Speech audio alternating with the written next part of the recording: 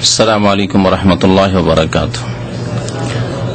إن الحمد لله نحمده ونستعينه ونستغفره ونعوذ بالله من شرور أنفسنا ومن سيئات أعمالنا من يهده الله فلا مضل له ومن يضلله فلا هادي له وأشهد أن لا إله إلا الله وحده لا شريك له وأشهد أن محمدا عبده ورسوله يا أيها الذين آمنوا اتقوا الله حق تقاته ولا تموتن إلا وأنتم مسلمون يا أيها الناس اتقوا ربكم الذي خلقكم من نفس واحدة وخلق منها زوجها وبث منهما رجالا كثيرا ونساء واتقوا الله الذي تساءلون به والأرحم إن الله كان عليكم رقيبا يا أيها الذين آمنوا اتقوا الله وقولوا قولا سديدا يصلح لكم أعمالكم ويغفر لكم ذنوبكم ومن يطع الله ورسوله فقد فاز فوزا عظيما أما بعد فإن خير الحديث كتاب الله وخير الهدي هدي محمد صلى الله عليه وسلم وشر الأمور محدثاتها وكل محدثة بدعة وكل بدعة ضلالة وكل ضلالة في النار. أعوذ بالله من الشيطان الرجيم. بسم الله الرحمن الرحيم. ومن أضل ممن يدعو من دون الله من لا يستجيب له إلى يوم القيامة وهم عن دعائهم غافلون وإذا حشر الناس كانوا لهم أعداء وكانوا بعبادتهم كافرين.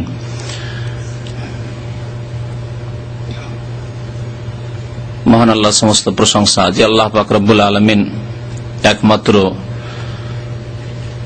আমাদেরকে তার ইবাদত বন্দেগীর জন্য সৃষ্টি করেছেন। তিনি সৃষ্টিকর্তা, তিনি রিজিক দাতা, তিনি আমাদের সবকিছুর মালিক। যা কিছু আমরা পাই তার পক্ষ থেকে। তিনি হায়াতের মালিক, তিনি আমাদের মওতের মালিক, তিনি একমাত্র দাতা। সুতরাং একমাত্র তার ইবাদত বন্দেগী আমাদেরকে করতে হবে। দরুদ ও সালাম নাযিল হোক প্রিয় নবী মুহাম্মদ রাসূলুল্লাহ সাল্লাল্লাহু আলাইহি ওয়াসাল্লামের প্রতি, যিনি একমাত্র আল্লাহ পাকের ইবাদত বন্দেগী নিজেও করেছেন এবং মানব জাতিকে এই তাওহীদ, আল্লাহর একত্ব, একমাত্র আল্লাহ পাকের ইবাদত বন্দেগীর দিকে আহ্বান করেছেন এবং আল্লাহ ছাড়া অন্যের ইবাদতের, পূজার যেসব ভ্রান্ত রাস্তা রয়েছে সেগুলি থেকে সতর্ক সাবধান করেছেন। আল্লাহুম্মা সাল্লি আলাইহি আল্লাহুম্মা বারিক আলাইহি। আল্লাহ ছাড়া অন্যের পূজার যেসব ভ্রান্ত রাস্তা রয়েছে তার একটি রাস্তা হচ্ছে কবর। কবরকে কেন্দ্র করে আল্লাহ ছাড়া অসংখ্য বাতিল মাবুদের পূজা শুরু হয়েছে। এই কবর সম্পর্কে যেসব দিক নির্দেশনা রয়েছে নবী করিম সাল্লাল্লাহু আলাইহি সাল্লামের, সেগুলি আজকে আপনাদের সামনে পেশ করব। কবরকে নিয়ে কি বাড়াবাড়ি হয়েছে, কবরকে নিয়ে কি অতিরঞ্জন হয়েছে এবং কবরকে নিয়ে যে ব্যবসাগুলি হয়েছে, নবী করিম সাল্লাল্লাহু আলাইহি সাল্লাম এসব রাস্তা থেকে খুব সুন্দর করে সতর্ক সাবধান করেছেন, যাতে কোন রকমের অস্পষ্টতা না থাকে। আল্লাহ পাক রব্বুল আলামিন আমাদেরকে সৃষ্টি করেছেন একমাত্র তার ইবাদত বন্দেগীর জন্য। আর ইবাদত যে কি সেসবের শিক্ষাও তিনি দিয়েছেন। রাসূলুল্লাহ সাল্লাল্লাহু আলাইহি ওয়াসাল্লাম কেমন করে ইবাদত করতে হবে তাও আমাদেরকে শিখিয়েছেন। ইবাদতের একটি ইবাদত হচ্ছে সাজদা করা। সাজদা করা, সিজদা এমন একটি গুরুত্বপূর্ণ ইবাদত যা নামাজের মতো অত্যন্ত গুরুত্বপূর্ণ ইবাদত।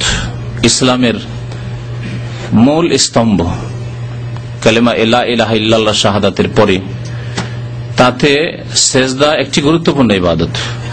সিজদা না হইলে নামাজ হয় না, সালাত হয় না। এই সিজদা একমাত্র আল্লাহ পাকের জন্য করতে হবে। নামাজের মধ্যে হোক, নামাজের বাইরে হোক, যে কোনো সময় হোক, সিজদা একমাত্র আল্লাহ পাকের হক। এইরকমই একটি ইবাদত হচ্ছে দোয়া।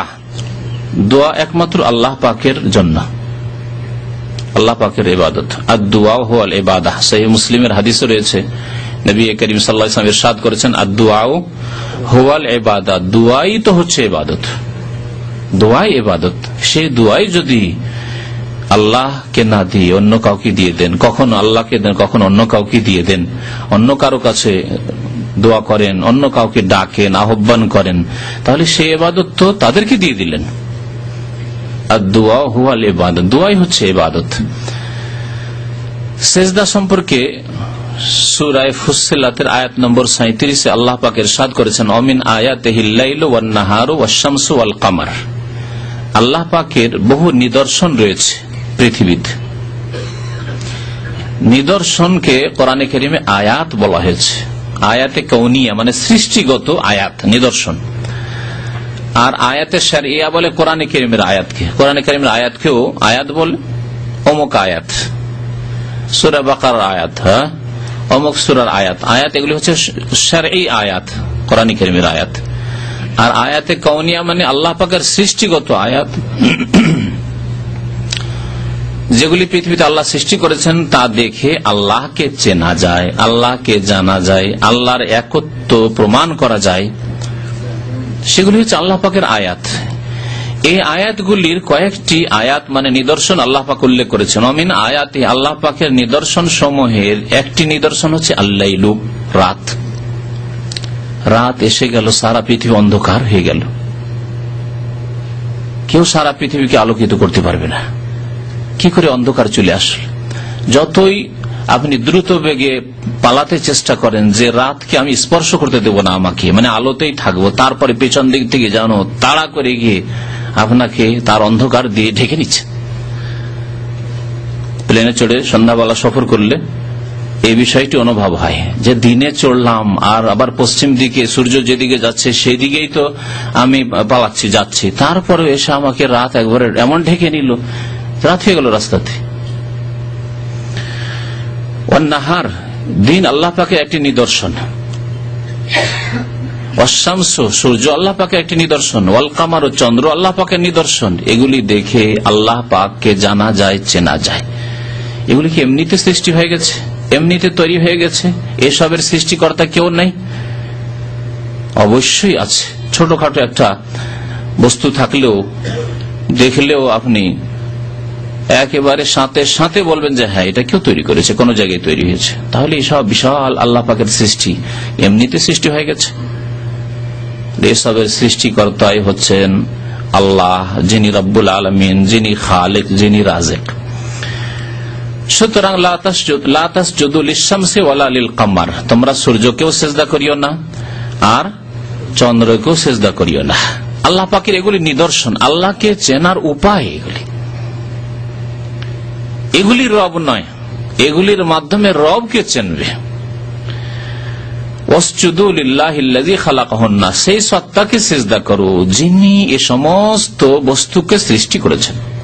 কয়েকটি আল্লাহ বড় বড় সৃষ্টি উল্লেখ করে দিয়ে বাকি সৃষ্টির দিকে ইঙ্গিত করে দিয়েছেন। সব কিছুকে আল্লাহ পাক সৃষ্টি করেছেন, সুতরাং তাকেই তোমরা সিজদা করবে। ইন কুনতুম ইয়াহু তা'বুদুন, যদি তোমরা একমাত্র তার ইবাদত বন্দেগী করতে চাও, যদি তোমরা তার ইবাদত বন্দেগীকারী হও, আল্লাহ পাকের ইবাদত যদি করতে চাও, তাহলে একমাত্র আল্লাহ পাককে সিজদা করবে। তাহলে সিজদা আল্লাহকে করতে হবে। নবী করিম সাল্লাল্লাহু আলাইহি ওয়াসাল্লাম সিজদা সম্পর্কে কি বলেছেন? যে পৃথিবীতে কোন ব্যক্তি যদি অপর ব্যক্তিকে সিজদা করার অনুমতি পেত, লাউ কুনতু আমরু আহাদান আন ইয়াসজুদা লিআহাদিন লা আমারতুল মারআহ, আমি যদি কোন ব্যক্তিকে সিজদার অনুমতি দিতাম অন্য কারো জন্য, লা আমারতুল মারআতা, তাহলে স্ত্রীকে, নারীকে আদেশ করতাম, অনুমতি দিতাম, আন তাসজুদা লিজাওজিহা, যে তুমি তোমার স্বামীকে সিজদা করতে পারো। সিজদা হচ্ছে তাজিমের সিজদা, সম্মানের সিজদারও যদি অবকাশ থাকতো তাহলে স্বামীকে সিজদা করার অবকাশ থাকতো। তাহলে সিজদার কোনো ভাগ নেই, যেই ভাগ বেরেলভিরা করেছে, যেই ভাগ ভারত উপমহাদেশের কবর পূজারীরা করেছে, যে সিজদা হচ্ছে দুই প্রকার, সিজদা ইবাদত আর সিজদা তাজিমি। সিজদা ইবাদত আল্লাহর জন্য, আর সিজদা তাজিমি উলিয়ার জন্য, কবর মাজারে করা যাবে। আর এইভাবে সংসার সৃষ্টি করেছে। দেখো আদম আলাইহিস সালামকে ফেরেশতারা সিজদা করলো, আমরা করলাম তো কি হলো? আদম আলাইহিস সালামের জামানার ধর্ম কি এখন আছে? ইহুদি ধর্ম, খ্রিস্টান ধর্ম মেনে যদি জাহান্নামে যেতে হয়, নবী করিম সাল্লাল্লাহু আলাইহি সাল্লাম বলছেন যে আমার কথা শোনার পরেও যদি ইহুদি খ্রিস্টান যদি সুম্মা লা ইউমিনু, আমার প্রতি ঈমান না নিয়ে আসে, তাহলে ইল্লা কানা মিন আহলিন নার, সে জাহান্নামী হবে। নবী সাল্লাল্লাহু আলাইহি ওয়াসাল্লাম যদি একথা বলেন যে ওয়াল্লাহি, আল্লাহর কসম করে বলছে, লাউ কানা মূসা হাইয়ান, মূসা আলাইহিস সালাম যদি এখন জীবিত থাকতেন আমার জামানে, আমার নবুয়তের রিসালাতের জামানায়, মা ওয়াসিয়াহু ইল্লা ইত্তিবাই, তাহলে আমার অনুসরণ করা ছাড়া তার কোনো উপায় ছিল না, কোনো মুক্তি ছিল না। সুবহানাল্লাহ। তাহলে আদম আলাইহিস সালামের জামানার কথা, আদম আলাইহিস সালামকে সিজদা করেছেন ফেরেশতারা, সুতরাং আমরা যদি ওলিয়া ওলিকে সিজদা করলাম, এসব সংশয়, এগুলি শয়তানের ওহী, শয়তান কুমন্ত্রণা দিয়ে বিভ্রান্ত করেছে। তখনকার বহু মাসলা মাসাইল ছিল, সেগুলির উপরে কেন আমল করেন না এই বিদাতি কবর পূজারীরা? তখন ভাই বোনকে, আপন ভাই বোনকে বিয়ে করতো না। আদম আলাইহিস সালামের ছেলে মেয়ে, এক ছেলে আর এক মেয়েকে বিয়ে করবে আজকাল কবর পূজারী বেরেলবিরা। এরকম বহু বিষয় রয়েছে। সামনের দিকে একটু এগিয়ে চলে আসেন, জায়গা পেছনে কম হচ্ছে। তো আল্লাহ পাকের তখন আদেশ ছিল যে উসজুদুলি আদমা, ফেরেশতা তোমরা আদমকে সিজদা করো, এইটি আল্লাহ পাকের ইবাদত ছিল, কারণ আল্লাহ পাক আদেশ করেছেন। সে আল্লাহ পাক বলছেন লা তাসজুদু লিশ-শামসি ওয়ালা লিল-কামার, সূর্য চন্দ্রকে সিজদা করবে না, ওয়াসজুদু লিল্লাহিল্লাযী খালাকাহুন্না, কোরআনুল কারীম আল্লাহ পাক বলছেন যে তোমরা এসবের সৃষ্টিকারীকে কি করো, সিজদা করো। তাহলে এটি হচ্ছে ইবাদত, যে একমাত্র আল্লাহ পাককে সিজদা করবে। দোয়াও একমাত্র আল্লাহর জন্য। এই দুই একটি আয়াত এই জন্য বলছি কবর সংক্রান্ত যদি আলোচনা, কারণ কবরের কাছে এগুলি হয়। কবর মাজারকে, যে কবরগুলিকে মাজার নাম দেওয়া হয়েছে সেগুলিকে সিজদা করা হয়, আর সেগুলিতে গিয়ে তাতে যারা রয়েছে তাদের কাছে দোয়া করা হয়, তাদেরকে ডাকা হয়, ইয়া গাউসুল আজম।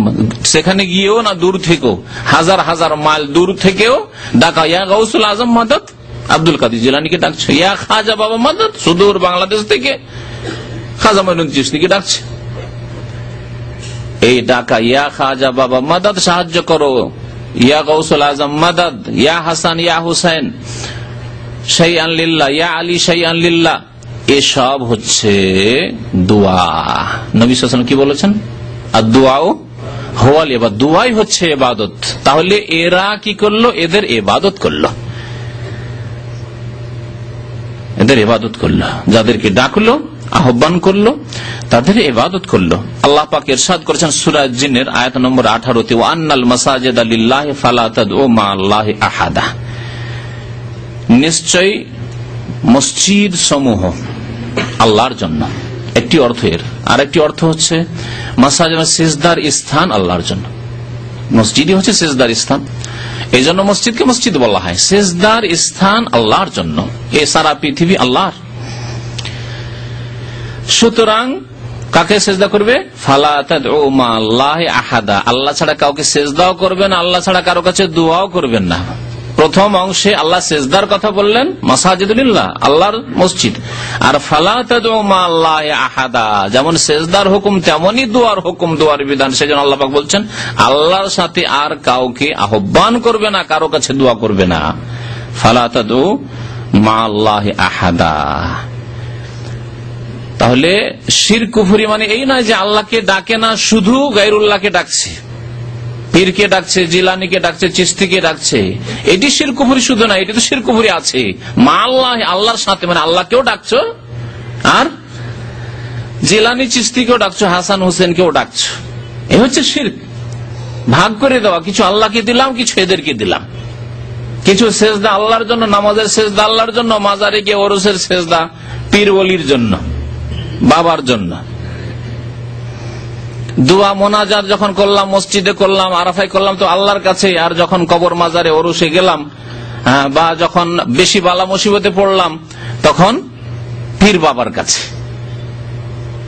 ফালা তাদউ মা'আল্লাহ, আল্লাহর সাথে অন্য কাউকে আহ্বান করিও না, অন্য কাউকে ডাকিও না, অন্য কারো কাছে দোয়া করিও না আল্লাহর সাথে। কত স্পষ্ট আয়াত আল্লাহ পাক রব্বুল আলামিনের, যে একমাত্র আল্লাহকে ডাকতে হবে। আর আল্লাহ পাক এদের অজ্ঞতার কথা উল্লেখ করেছেন, যারা আল্লাহর সাথে অন্যকে ডাকে, অন্যর কাছে আহ্বান করে, অন্যর কাছে দোয়া করে, তাদের সম্পর্কে আল্লাহ বলছেন ওয়ামান আযাল্লু মিম্মান ইয়াদউ মিন দুনিল্লাহ, ওদের চাইতে আর অধিক পথভ্রষ্ট, আদাল্ল ইসিম তাফজিলের সেগা। দল মানে হচ্ছে পথভ্রষ্ট, আর আদাল্ল মানে ওর চাইতে বড় পথভ্রষ্ট আর কেউ নেই। ওয়ামান আযাল্লু মিম্মান ইয়াদউ মিন দুনিল্লাহ, আল্লাহকে ছেড়ে দিয়ে যারা অন্যকে ডাকে, অন্যের কাছে দোয়া করে, তার চাইতে অধিক পথভ্রষ্ট আর কি আছে? মানে ওর চাইতে বড় গোমরা, পথভ্রষ্ট, মুশরিক আর কেউ নেই। ও হচ্ছে বড় মুশরিক, বড় গোমরা, বড় পথভ্রষ্ট, বড় বিভ্রান্ত। কে সে? মাল্লা যারা আল্লাহকে বাদ দিয়ে অন্যকে ডাকে। কাকে ডাকে? এমন ব্যক্তিদেরকে ডাকে মাল্লা ইয়াস্তাজিবু লাহু ইলা ইয়াউমিল কিয়ামাহ, যারা তাদের ডাকে কিয়ামত পর্যন্ত সাড়া দিতে পারবে না। আল্লাহ পাক বলছেন যে এরা জিলানি, চিশতি, শাহজালাল, আটরসি, যে কোনো জায়গার কবরে যারা চলে গেছে তারা হোক, অথবা অন্য মূর্তি প্রতিমা হোক, এরা কিয়ামত পর্যন্ত সাড়া দিতে পারবে না। বাস্তব সত্য। মাল্লা ইস্তাজিবু লাহু ইলা ইয়াউমিল কিয়ামাহ, সাড়া দেওয়া হচ্ছে যে, সাড়া দেওয়া মানে হচ্ছে শুনলো, আর শোনার পরে বললো যে বাবা ঠিক আছে, তোমার কাজ হয়ে যাবে, যাও। এটা হচ্ছে সাড়া দাও। সাড়া দিতে পারবে না আল্লাহ বলছেন। আর শুধু তাই নয়, আল্লাহ বলছেন ওয়াহুম আন দুআইহিম গাফিলুন, সাড়া দেওয়া তো দূরের কথা, এমন কি তাদের কাছে যে দোয়া করা হচ্ছে, তাদেরকে যে ডাকা হচ্ছে যে শাহজালাল বাবা আমার রোগ ভালো করে দাও, আমার ছেলের রোগ ভালো করে দাও, আমার ছেলেটার হেফাজত করিও, আমার মেয়েটার বিবাহের ব্যবস্থা করে দাও, ভালো একটা ছেলের ব্যবস্থা করে দাও, এই যে বাবা বাবা বাবা ডাকছেন, ওয়াহুম আন দুআইহিম গাফিলুন, এই আহ্বান থেকে, দোয়া থেকে তারা গাফিল, অনবহিত, কোনো খবর নেই, বেখবর। কত স্পষ্ট কোরআনে কারীমের কথা। এজন্য আল্লাহ পাক কোরআনে কারীম সম্পর্কে বলছে ইন্না হাযাল কুরআনা ইয়াহদি লিল্লাতী হিয়া আকওয়াম, নিশ্চয় এই কোরআন এমন একটি পথের দিকে আহ্বান করে যা সুষ্ঠু, আকওয়াম, সোজা পথ। সোজা পথ, সোজা যদি পথ থাকে, যে একটা রাস্তা ধরে নেন 91 থেকে, তারপরে তো এদিকে ডানে বামে রাস্তা গিয়েছে 2-4টা রাস্তা, না কোনো রাস্তা নেই, একটি রাস্তা সোজা, একবারে রাজপথ, সোজা এই পথ ধরেন আর একেবারে গন্তব্যস্থান আপনার সামনে, রাস্তার শেষে আপনার গন্তব্যস্থান জান্নাত। এই কোরআন সেই পথের দিকে আহ্বান করে, সেই পথের দিক নির্দেশনা দেয়। সূরা আহকাফ আয়াত নম্বর 5, তারপরে আয়াতে আল্লাহ পাক বলেন ওয়াইযা হুশিরান নাসু কানু লাহুম আদাআন, যখন মানুষকে কিয়ামতের দিনে সমবেত করা হবে হাসরের মাঠে, ওয়াইযা হুশিরান নাস, ওই জন্য হাসর বলে আমাদের বাঙালি ভাইরা, কি বলে হাসর? হাসর মানে সমবেত করা, একত্রিত করা। আল্লাহ পাক জমা করবেন সারা বিশ্বের মানুষকে, সাদা কালো সব, মুমিন কাফের সব একত্রিত হবে সেই দিন, বিচার দিবস। ওয়াইযা হুশিরান নাস, নাস মানব জাতিকে, মুসলিম হোক আর কাফের হোক, কানু লাহুম আদাআন, এই যাদেরকে পীর, বাবা, খাজা আর গৌস আর কুতুব আর আবদাল বানিয়ে তাদের কাছে দোয়া করেছো, তাদেরকে আহ্বান করেছো, তাদেরকে সেজদা করেছো, কানু লাহুম আদাআন, এরা তাদের শত্রু হয়ে যাবে। বন্ধু হবে না, যাদেরকে বলেছিল ওলি ওলিউল্লাহ বন্ধু হবে তোমাদের, না, শত্রু হয়ে যাবে তোমাদের। তারা যদি সৎ থেকে থাকেন, এখানে মনে রাখবেন যে যেসব কবরের পূজা হচ্ছে সেগুলি 2 ভাগে বিভক্ত। কিছু কবর আছে যেগুলিতে আল্লাহর নেক বান্দাই দাফন হয়েছে, তারা আল্লাহর নেক বান্দা ছিলেন, কোরআন সুন্নাহর অনুসারী ছিলেন, তারাই শিরক কুফরির আদেশ করেননি, এর জন্য উৎসাহিত করেননি, এসব শিরক কুফরির রাস্তা দেখাননি। কিন্তু তাদের মরে যাওয়ার পরে ইনকাতা আমল, তাদের আমল বন্ধ হয়ে গেছে, জবান বন্ধ হয়ে গেছে, কথা বলতে পারেন না, তার জবরদস্তি করে পূজা শুরু হয়ে গেছে কবর পাকা করে। এরা রাহিমাহুমুল্লাহ তাআলা, আল্লাহর রহমত তাদের উপর নাজিল হোক, এক দল যারা সত্যি আল্লাহর ওলি, কিন্তু আল্লাহর ওলির কাছে চাওয়ার জন্য, আল্লাহর ওলি তা আল্লাহর কাছে পাবেন, তাদের কাছ থেকে আমাদের কিছু পাওয়ার নেওয়ার নেই। এতটুকু আছে যে তারা যেই পথে গিয়ে আল্লাহর ওলি হয়েছেন সেই পথের অনুসরণ করে, সেই রাস্তায় চলে কোরআন অনুসরণ করে আমরা আল্লাহর ওলি হওয়ার চেষ্টা করব। সোজা, খুব স্পষ্ট কথা। 2 নম্বরে আছে কিছু লোক যারা আল্লাহর ওলি ছিল না, আউলিয়াউল্লাহ ছিল না, আউলিয়া রহমান ছিল না, আউলিয়া শয়তান ছিল না, ভণ্ড ছিল এরা শিরক কুফরির তালিম দিয়েছে। সুফিবাদের ওয়াহদাতুল ওজুদ আর হুলুল, আল্লাহ আমার মধ্যে চলে আসে, আল্লাহ মকলের মধ্যে চলে আসে, আমরা পৃথিবী বিচরণ করি, পৃথিবী দেখতে পাই, এই সেই সব ভণ্ডামির শিক্ষা দিয়েছে যেগুলি কোরআন সুন্নায় নেই। এবং আমরা আল্লাহ পর্যন্ত পৌঁছে গেছি, আমরা ফানা হয়ে যাই, লয় হয়ে যায়, বিলীন হয়ে যায় ইত্যাদি, এসব শিরক কুফরি ভ্রান্ত মতবাদের শিক্ষা দিয়ে যারা মারা গেছে এবং তাদের কবর মাজার পূজা হয়ে গেছে, এদের সম্পর্কে কোরআনে কারীমের ওই আয়াত ফিট হবে যে আয়াতে আল্লাহ পাক বলে এদের সম্পর্কে এবং মূর্তিগুলি সম্পর্কে, প্রতিমা সম্পর্কে। আল্লাহ পাক বলছে ইন্নাকুম ওয়া মা তা'বুদুনা মিন দুনিল্লাহি হাসাবু জাহান্নাম, নিশ্চয় তোমরা হে মুশরিকরা, পৌত্তলিকরা, হে কবর পূজারীরা, হে কবরে সিজদাকারীরা, হে আল্লাহ ছাড়া অন্যের কাছে দোয়াকারীরা, ইয়া গাউসুল আজম মাদাদ, ইয়া খাজা বাবা মাদাদ, এসব কারীরা, ইন্নাকুম তোমরা, ওয়া মা তা'বুদুনা মিন দুনিল্লাহ, আল্লাহকে বাদ দিয়ে যেসবের তোমরা ইবাদত পূজা করেছো, এই ভণ্ডদের যারা ওয়াহদাতুল ওজুদ আর হুলুল শিখিয়েছে, বায়েজিদ বোস্তামি আর হোসেন মানসুর হাল্লাজ আর ইবনে আরবি, এই ধরনের যারা ভণ্ড, যারা শিরক কুফরির তালিম দিয়েছে, রুমি, এইরকম যারা শিখেছে, শিরক কুফরির তালিম দিয়েছে আর মারা গেছে, তাদের কবরের পূজা করেছো, তারাও ইন্নাকুম ওয়া মা তা'বুদুনা মিন দুনিল্লাহ, তোমরা এই পূজাকারীরা আর তোমরা যেসব ভণ্ডদের পূজা করেছো, তাদের কবর পূজা করেছে, সেজদা করেছো, দোয়া করেছো তাদের কাছে, হাসাবু জাহান্নাম, জাহান্নামের তোমরা জ্বালানি হবে, ইন্ধন হবে। হাসাব মানে হচ্ছে ইন্ধন, জ্বালানি। আনতুম লাহা ওয়ারিদুন, তোমরা সকলে জাহান্নামে যাবে, সেই জাহান্নামের ঘাটে নামতে হবে তোমাদেরকে। ওয়ারিদুন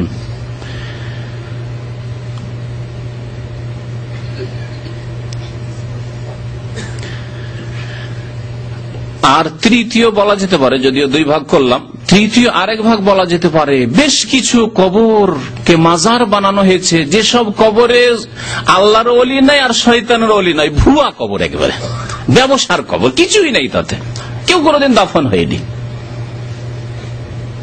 স্বপ্নের ধর্ম, মিথ্যা স্বপ্নের কথা ছাড়িয়ে দিয়েছে, যে আজকে রাত্রে স্বপ্নে দেখেছি আমাদের গ্রামের অমুক পাশে এক আল্লাহর ওলি শুয়ে আছে, অমুক জায়গায় আল্লাহর ওলি শুয়ে আছে, আমাকে স্বপ্ন দেখিয়েছে। কে স্বপ্ন দেখিয়েছে? রাসূলুল্লাহ স্বপ্ন দেখেছে।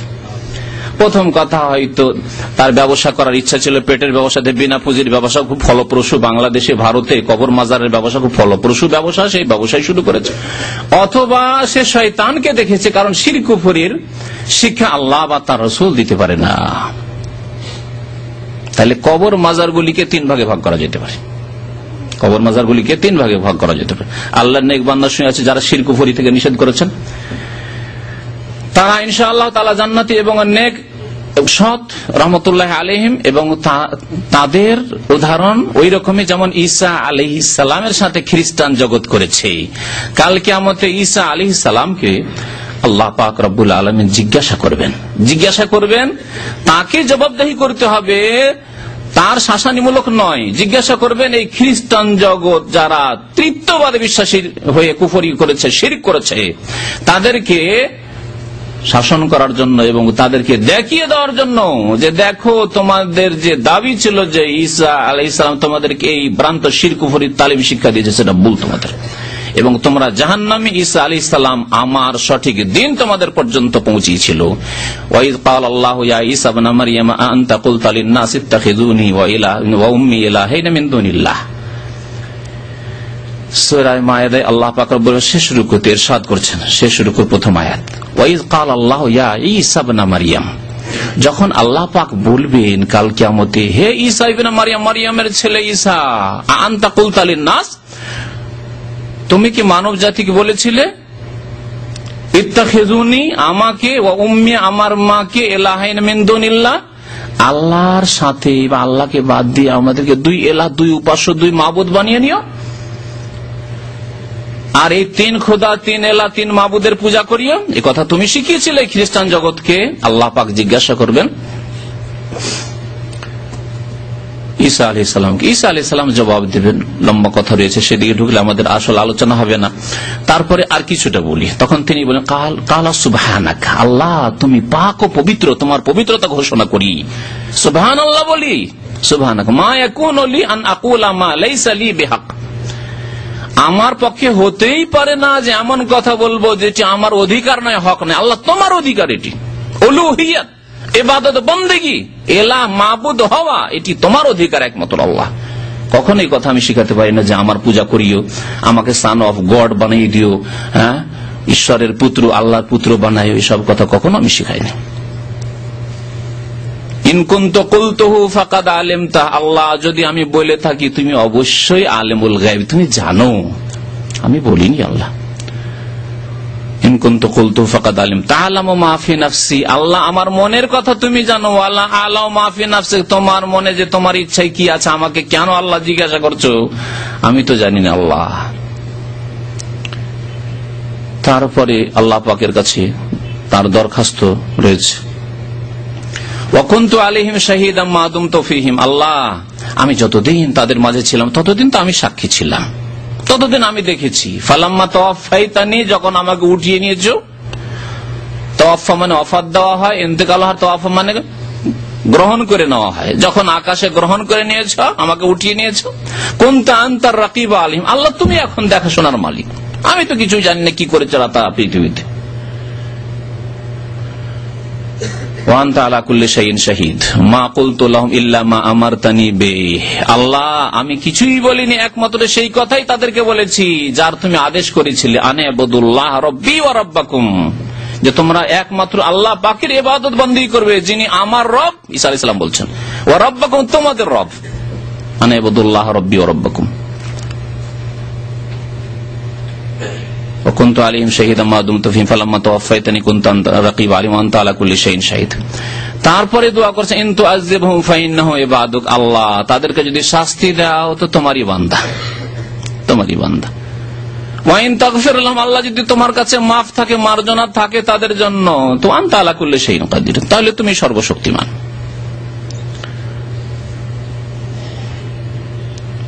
এই হচ্ছে ঈসা আলাইহিস সালামের সাথে আল্লাহ পাকের কথা হাসরের মাঠে বিচার দিবসে।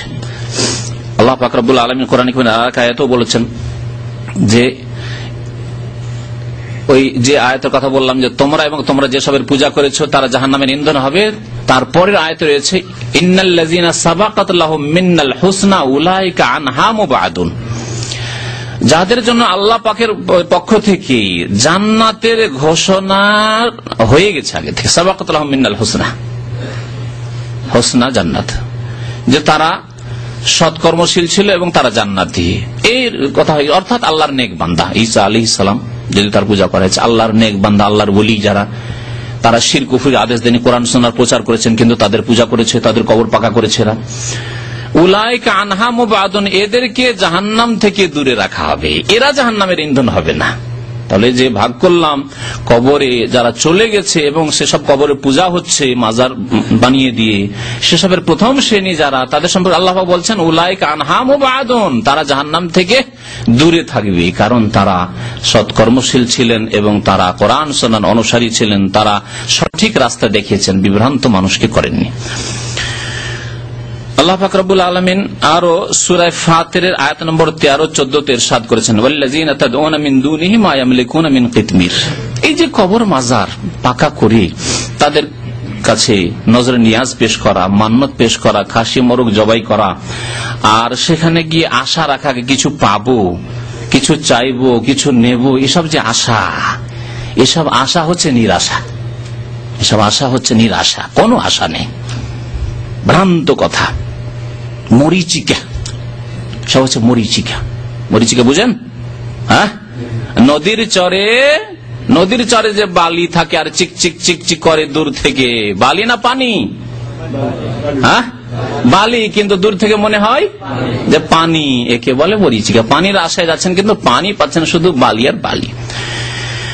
আল্লাহ পাক ইরশাদ করেছেন ওয়াল্লাযীনা তাদউনা মিন দুনিহি মা ইয়ামলিকুনা মিন কিতমির, আল্লাহকে বাদ দিয়ে যাদেরকে তোমরা ডাকছো, যাদের কাছে দোয়া করছো, তারা কিতমিরেরও মালিক না। তোমার রোগ ভালো করা তো দূরের কথা, তোমার ছেলের হেফাজত করা, মেয়ের হেফাজত করা তো দূরের কথা, তোমার মনের কামনা বাসনা পূরণ করা তো দূরের কথা, তোমার হায়াত বাড়িয়ে দেওয়া, সুখ দেওয়া, দুঃখ দূর করে দেওয়া, এসব তো দূরের কথা। মা ইয়ামলিকুনা মিন কিতমির, কিতমিরেরও মালিক না। কিতমির কাকে বলে? আরবি ভাষায় কিতমির বলে খেজুর খুলেন। তারপর আটি আছে, আটির ওপরে চিকন রসুনের চোকার চাইতেও একেবারে চিকন আছে না একটা সাদা আবরণ, ওকে বলে কিতমির। আব্দুল কাদের জিলানী, খাজা মঈনুদ্দিন চিশতি, শাহজালাল, অমুক আর তমুক, হাসান হোসেন, যে কোনো ব্যক্তি হোক না কেন, সত্যি আল্লাহর ওলি হোক অথবা মৃত্যুক আল্লাহর ওলি হোক, যে কেউ হোক না কেন, যাদেরকে তোমরা ডাকছো মা ইয়ামলিকুনা মিন কিতমির, ওই খেজুরের আটির ওপর যে আবরণ রয়েছে, চিকন আবরণ, সেই আবরণের মালিক ওটাও দিতে পারে না তোমাদেরকে, ওটাও দিতে পারে না তোমাদেরকে। খেজুর দেওয়া তো দূরের কথা। মা ইয়ামলিকুনা মিন কিতমির। তারপরে আল্লাহ পাক বলছেন ইন তাদউহুম, তাদেরকে যদি ডাকো, বলো খাজা বাবা মাদাদ, শাহজালাল বাবা উদ্ধার করো, ইয়া গাউসুল আজম, মহান উদ্ধারকারী গাউসুল আজম জিলানী, শাইয়ান লিল্লাহ, আল্লাহর রাস্তায় কিছু দাও। লা ইয়াসমাউ দুআআকুম, প্রথম কথা তোমাদের ডাক শুনেন না তারা। কত স্পষ্ট কোরআন কারীমের কথা, লা ইয়াসমাউ দুআ, শুনেন না তোমাদের ডাক।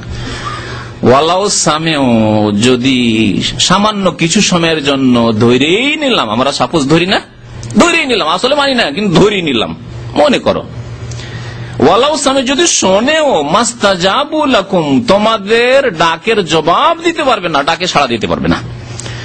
ওয়া ইয়াউমাল কিয়ামাতি ইয়াকফুরুনা বিশিরকিকুম, এবং কিয়ামতের দিনে বিচার দিবসে আল্লাহর দরবারে হাজির হয়ে তোমাদের শিরককে অস্বীকার করবে যে আমরা বলিনি আল্লাহ।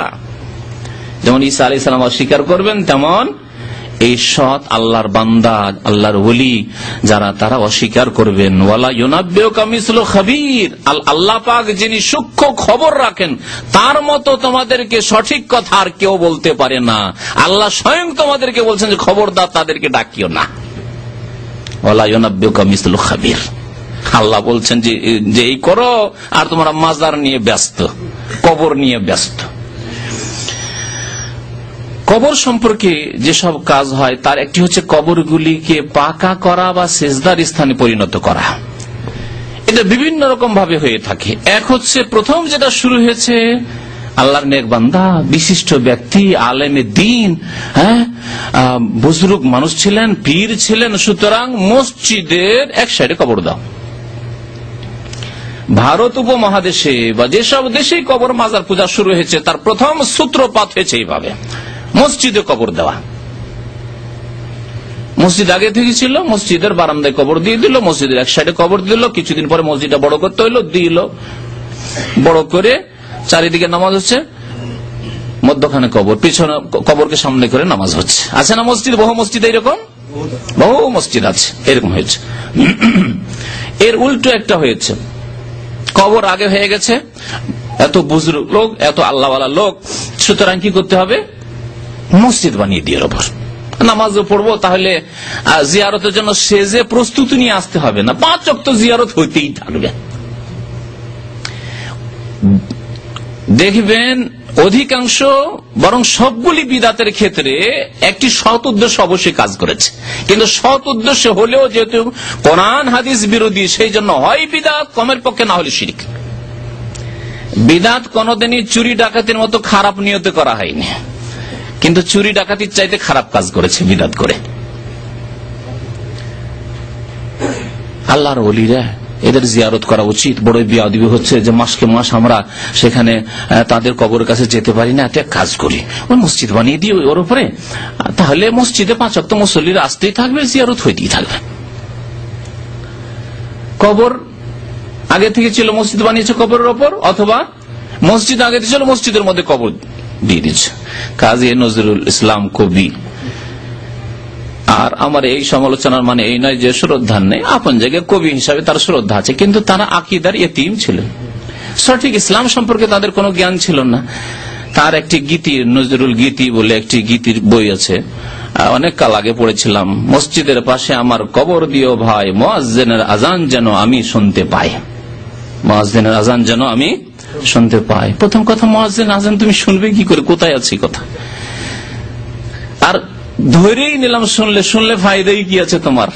কবরে যাওয়ার পরে তোমার আকীদা আমল ফায়দা দেবে, ঈমান, অন্তরের বিশ্বাস আর কাজ কর্ম, ভালো কথা, জিকির, আজকার, তাসবিহ, তাহলিল, ফরজ, নফল, সুন্নত, মুস্তাহাব, ইবাদত, বন্দেগী কাজ দেবে। মানুষের সাথে সদাচরণ, মাতা পিতার সাথে সদ্ব্যবহার, ছেলে মেয়ে স্ত্রীর সাথে সদ্ব্যবহার, মানব জাতির সাথে ভালো আচরণ, এইগুলি কাজে আসবে, আমল কাজে আসবে। কবরের জীবন, পরলৌকিক জীবনে না কোনো কিছু শোনা কাজে আসবে, না কোনো সোর্স কাজে আসবে, ব্যাকিং কাজে আসবে, ওইসব কাজে আসবে না। কাজে আসবে সঠিক বিশ্বাস, বিশুদ্ধ আকীদা আর আমলে সলেহ, নেক আমল।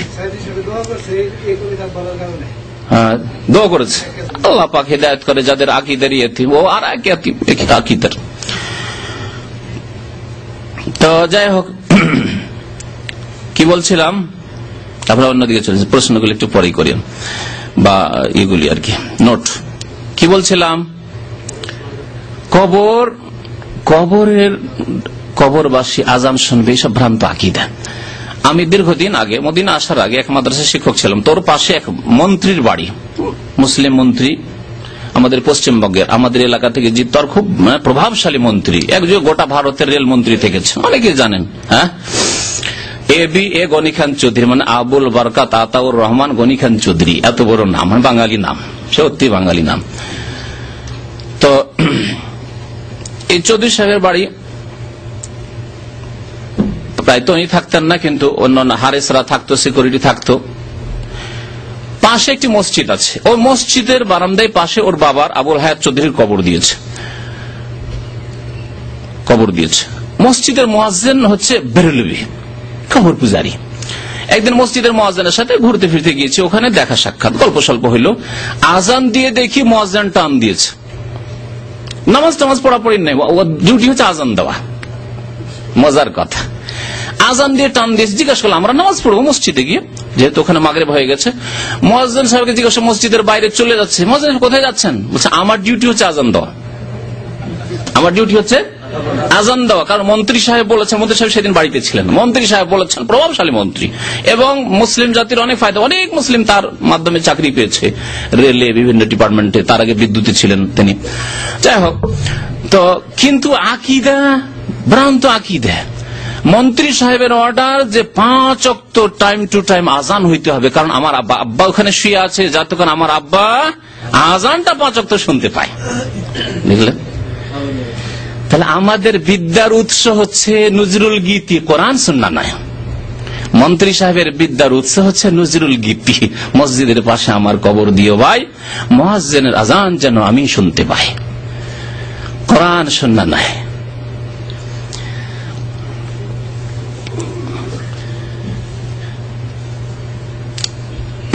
তো মসজিদ বানানো হয়েছে কবরগুলিকে, মসজিদ বানানো হয়েছে কবরগুলিকে। আর এটা সাধারণত প্রভাবশালী যারা, যাদের পার্থিব ক্ষমতা আছে, তারা এরকম কাজ করেছে। যাদের দল ভারী অথবা শাসক, তাদের ফেভারে তারা এই কাজগুলি করেছে।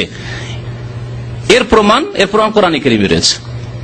কোরআনে কারীমের যে আসহাবে কাহাফ, ওই যে গুহায় যারা, যে যুবকগুলি চলে গেছিল নিজের ইমানের হেফাজতের জন্য, তাদের ঘটনা আল্লাহ পাক সূরা কাহফে বর্ণনা করেছেন। তারা যখন ওই গুহায় মারা গেল, কালাল্লাযিনা গালাবু আলা আমরিহিম, তারপরে যে মুসলিম সেই যুগের মুমিন শাসকরা আসলে কিন্তু তারা বিদাতি, বিকৃত ধর্মে বিশ্বাসী, ভ্রান্ত ধর্মে বিশ্বাসী, আর তারা হচ্ছে প্রভাবশালী। আল্লাহ পাক কি বলছেন তাদের সম্পর্কে? ইতিহাসের একটি অংশ তুলে, কালাল্লাযিনা গালাবু আলা আমরিহিম, ওই লোকেরা বলল যারা সেই দেশের প্রভাবশালী, ক্ষমতাসীন। আমাদের ক্ষমতা আছে, যা ইচ্ছা তাই করবো, যেখানে ইচ্ছা মসজিদ করবো, যেখানে ইচ্ছা মাজার তৈরি করবো, যেখানে ইচ্ছা যা তৈরি করি, ক্ষমতাশীল। লানাত্তাখিযান্না আলাইহিম মাসজিদা, এই গুহার ওপর, কাহাফের ওপর কি করব? মসজিদ তৈরি করব। কবর পূজা কেমন ভাবে শুরু হচ্ছে দেখুন, কবর পূজা কেমন ভাবে শুরু হচ্ছে। তো যাদের কাছে ক্ষমতা রয়েছে, সংখ্যারই ক্ষমতা হোক, আর ধন দৌলতের ক্ষমতা হোক, আর প্রশাসনের ক্ষমতা হোক, যে কোনো ক্ষমতা হোক, এরাই কিন্তু এই কাজগুলি করেছে, মসজিদ তৈরি করা। এ সম্পর্কে ইসলাম কি শিখায় আপনাকে আমাকে? ইসলামের রাসূল আমাদের প্রিয় নবী মুহাম্মদুর রাসূলুল্লাহ সাল্লাল্লাহু আলাইহি ওয়াসাল্লাম কি বলেছেন এই সম্পর্কে শুনুন। আন আয়েশা রাদিয়াল্লাহু আনহা, মা আয়েশা রাদিয়াল্লাহু তাআলা আনহা বর্ণনা করেছেন, কালাত বলছেন, লাম্মা ইশতাকান নবী সাল্লাল্লাহু আলাইহি ওয়াসাল্লাম, যখন নবী করিম সাল্লাল্লাহু আলাইহি ওয়াসাল্লাম অসুস্থ হয়ে পড়লেন, যাকারাত বাযু নিসাই কানিসাতান রাআইনাহা বিআরদিল হাবাশা, তার কয়েকজন বিবি তারা একটি গির্জার কথা উল্লেখ করলেন নবী সাল্লাল্লাহু আলাইহি ওয়াসাল্লামের সামনে, যা তারা দেখেছিলেন হাবশা দেশে, মানে আবেসিনিয়া, বর্তমান এরিট্রিয়া যেটাকে বলছে, ইথিওপিয়া ভাগ হয়ে এরিট্রিয়া যেটা হয়েছে সেখানে আসলে সূক্ষ্ম, কিন্তু ইথিওপিয়া বলা হয় তখন বৃহৎ ইথিওপিয়ায়, আর ইথিওপিয়ার একটা অংশ হচ্ছে এরিট্রিয়া। তো এই এলাকা হচ্ছে হাবাসা। লোহিত সাগর পার হলে আপনার জেদ্দার কাছাকাছি লোহিত সাগর পার হলে ওইদিকে আপনার ইথিওপিয়া আসবে। হাবাসা পুরনো নাম হচ্ছে তার হাবাসা। এই হাবাসা দেশে নাজাসির দেশ, খ্রিস্টান বাদশা ছিলেন, একজন তাদের মুসলিম হয়েছিলেন বাদশা নাজাসি। সেই গির্জার নাম ছিল ইউকালুলাহা মারিয়া, গির্জার নাম ছিল মারিয়া গির্জা। যেমন আজকাল খ্রিস্টানদের মধ্যে মেরি নামটি আছে না, ওই মারিয়াটাই হচ্ছে, মেরিটি হচ্ছে মারিয়ার বিকৃত রূপ। তো গির্জার নাম ছিল মেরি বা মারিয়া গির্জা। ওয়াকানাত উম্মু সালামা ওয়া উম্মু হাবিবা রাদিয়াল্লাহু আনহুমা আতাতা আরদাল হাবাসা, উম্মে সালামা এবং উম্মে হাবিবা রাদিয়াল্লাহু আনহুমা দুইজনের নবী সাল্লাল্লাহু আলাইহি ওয়াসাল্লামের পরে বিবি হয়েছিলেন, উম্মাহাতুল মুমিনিন। তারা তাদের আগের স্বামীদের সাথে হাবাসা হিজরত করে চলে গেছিলেন মক্কার পৌত্তলিক মুশরিক কুরাইশদের জুলম অত্যাচার থেকে বেঁচে থাকার জন্য। যে মক্কা ছেড়ে যদি হিজরত করে চলে যায়, নবী সাল্লাল্লাহু আলাইহি ওয়াসাল্লামের অনুমতিও চলে যেত, এমন একটা দেশ আছে লোহিত সাগরটা পার হয়ে যদি তোমরা চলে যাও, তাহলে সেখানে এই জালেম কাফেররা মক্কার পৌঁছিতে পারবে না, তোমাদের উপর জুলম অত্যাচার করতে পারবে না। সেখানে ন্যায় পরায়ণ বাদশা রয়েছে, সে যদিও খ্রিস্টান, কিন্তু তোমাদের উপর সেখানে জুলম হবে না, যেতে পারো সেখানে।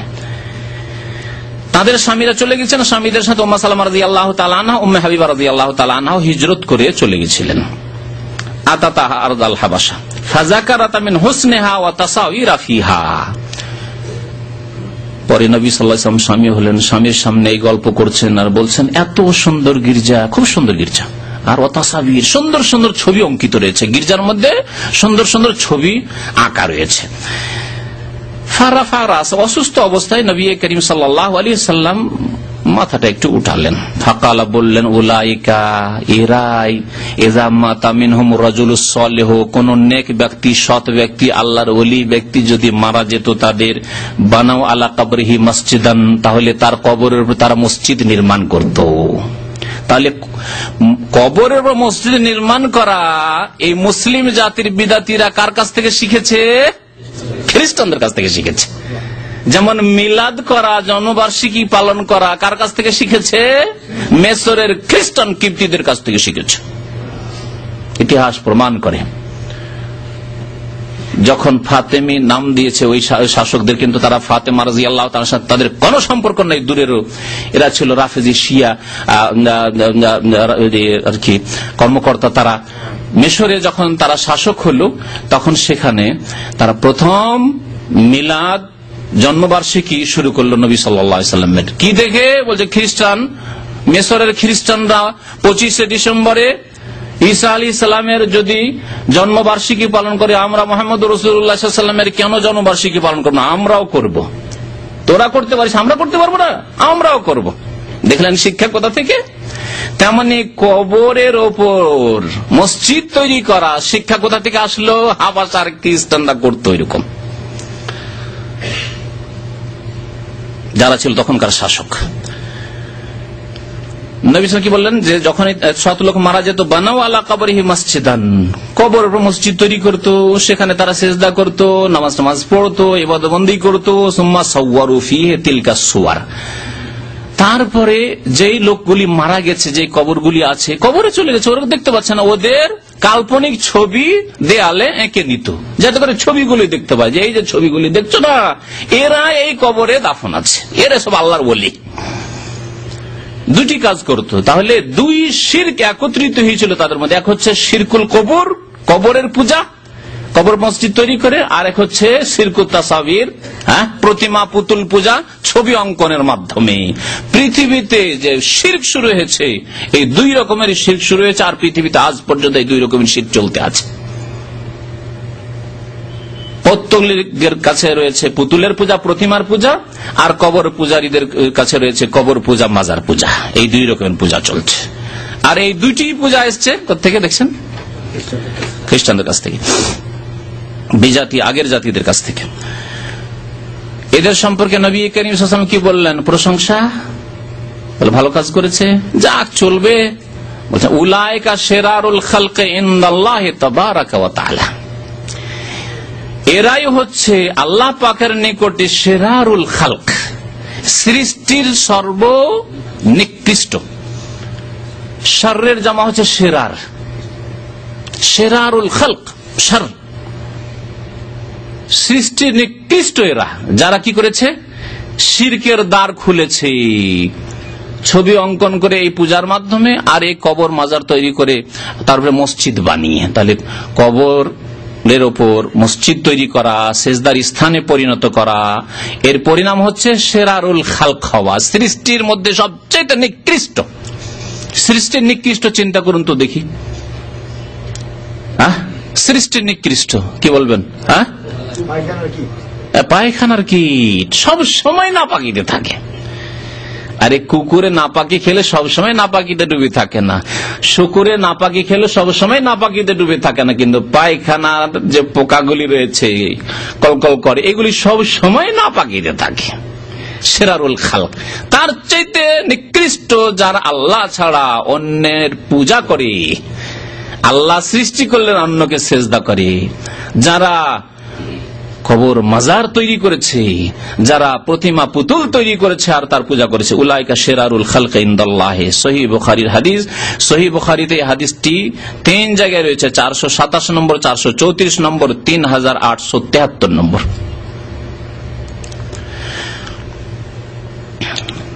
হাদিস অনেক রয়েছে এই মর্মে। আরেকটি হাদিস শুনে, আন্না আয়েশা তো আব্দুল্লাহ বিন আব্বাস ক্বালা, এই হাদিসটি আয়েশা রাদিয়াল্লাহু তাআলা এবং আব্দুল্লাহ বিন আব্বাস রাদিয়াল্লাহু তাআলা আনহুম বর্ণনা করেছেন। লাম্মা নাযালা বি রাসূলিল্লাহি সাল্লাল্লাহু আলাইহি ওয়াসাল্লাম, নবী সাল্লাল্লাহু আলাইহি ওয়াসাল্লামের যখন ইন্তেকালের মুহূর্ত ঘনিয়ে আসলো, অসুস্থ হয়ে পড়েছেন, মৃত্যু শয্যায়, তাফিকা ইয়াতরাহু খামিসাতান লাহু আলা ওয়াজহিহি, তখন অশান্তি অনুভব করছিলেন রাসূলুল্লাহ সাল্লাল্লাহু আলাইহি ওয়াসাল্লাম। মানুষ যখন অশান্তিতে থাকে তখন ছটপট করতে থাকে, মনে করে যে এই দিকে কাথলি হয়তো আরাম পাবো, আবার দেখছি এদিকেও আরাম পাচ্ছি না, তখন ওই দিকে হয়, একবার এরকম হয়, একবার ওইরকম হয়, একবার হয়তো এইরকম করছে, একবার ওইরকম করছে, পরেশান হয়ে যায় মানুষ। তো নবী করিম সাল্লাল্লাহু আলাইহি ওয়াসাল্লামের শেষ সময় এইরকমই কষ্ট হচ্ছিল। তাফিকা ইয়াতরাহু খামিসাতান লাহু আলা ওয়াজহিহি, তার একটি চাদর ছিল, বারবার করে চেহারার উপর দিয়ে দিচ্ছেন, মুখের উপর নিয়ে চলে আসছেন চাদরটিকে। ফায়জাক্তাম্মা বিহা, যখন শ্বাস রুদ্ধ হতে যাচ্ছে, কাশাফা আন ওয়াজহি, তখন আবার খুলে ফেলছেন, যে এতেই হয়তো শান্তি হবে। ভালো লাগছে না, আবার ঢাকছেন, এতে হয়তো শান্তি, ওতেও শান্তি হচ্ছে না। এই অবস্থা ছিল রাসূলুল্লাহ সাল্লাল্লাহু আলাইহি ওয়াসাল্লামের। তাহলে মওতের সময়, মওতের যন্ত্রণা, মৃত্যুর মুহূর্তের কষ্ট প্রত্যেকের হয়, রাসূলুল্লাহ সাল্লাল্লাহু আলাইহি ওয়াসাল্লামের হয়েছে। মুমিন ব্যক্তির, নেক ব্যক্তিরও হইতে পারে, এটি এমন কোন দূরের কথা না। সাকারাতুল মওত, যে মৃত্যুর যন্ত্রণা সবার রয়েছে, এবং সৎ ব্যক্তির যদি যন্ত্রণা হয় তাহলে তাতে তার মর্যাদা উঁচু হবে, মনে রাখবেন। তার জন্য এটি আল্লাহ পাকের পক্ষ থেকে তাকে আরো উঁচু সম্মান দেওয়া হবে, সেই জন্য তার এই যন্ত্রণা হচ্ছে, মনে রাখবেন। আর যদি পাপিষ্ঠ লোকের হয় তাহলে তার আখিরাতের আযাবের সাথে পার্থিব আযাব শুরু হয়েছে, মনে রাখবেন। একটি কাজ সবার জন্য আযাব নাই, সৎ লোকের জন্য সেটি হচ্ছে শাহাদাত। আসমানি দুর্যোগ, কোন দুর্যোগে মারা গেল, ডুবে মারা গেল, আগুনে জ্বলে মারা গেল একজন সৎ ব্যক্তি, তাহলে সে শহীদ হলো। নবী সাল্লাল্লাহু আলাইহি ওয়াসাল্লাম বলেছেন, আল হারকু শাহীদুন, পানিতে ডুবে মারা গেল, আল গারকু শাহীদুন। কিন্তু একজন বেনামাজি, একজন বেদিন, একজন পাপিষ্ঠ এইভাবে মারা গেল, তার জন্য আযাব, লাহুম আযাবুন আলীমুন ফিদ দুনিয়া ওয়াল আখিরাহ। আল্লাহ পাক তাদের সম্পর্কে বলেছেন দুনিয়ারও আযাব রয়েছে আর তাদের আখিরাতেরও আযাব রয়েছে। তাহলে একই দৃষ্টিতে কখনো দেখবেন না। একজন সৎ মানুষ, সে অ্যাক্সিডেন্ট হলো, দুর্ঘটনা হলো, কোনো কিছু হলো, তাহলে জানতে হবে যে আল্লাহ পাক তার মর্যাদা উঁচু করতে চান। সামান্য কিছু ভুলভ্রান্তি থাকলে আল্লাহ পাক এখনই ওকে ক্লিন, পরিষ্কার করে গ্রহণ করতে চান। সুবহানাল্লাহ। পক্ষান্তরে একজন পাপিষ্ঠ হলে তার জন্য দুনিয়ারও আযাব, আখিরাতের আযাব, খাসিরাত দুনিয়া ওয়াল আখিরাহ। দুনিয়াও লস করলো আর আখিরাতও বরবাদ করলো। ফাকাল ওয়া কাযালিক, এই অশান্তির সময় মানুষ ত্রাহি নাফসি নাফসি করে, কি হবে আমার কথা চিন্তা করে। আর যদি চিন্তা করে একটু ফুরসত অবসর হয়, তাহলে আমার ছোট ছেলে মেয়েরা আছে, নাবালক ছেলে মেয়েরা আছে, এদের কি হবে, এতগুলি বিবি আছে, কি হবে, আমাদের এগুলি চিন্তা হয়, তাই না?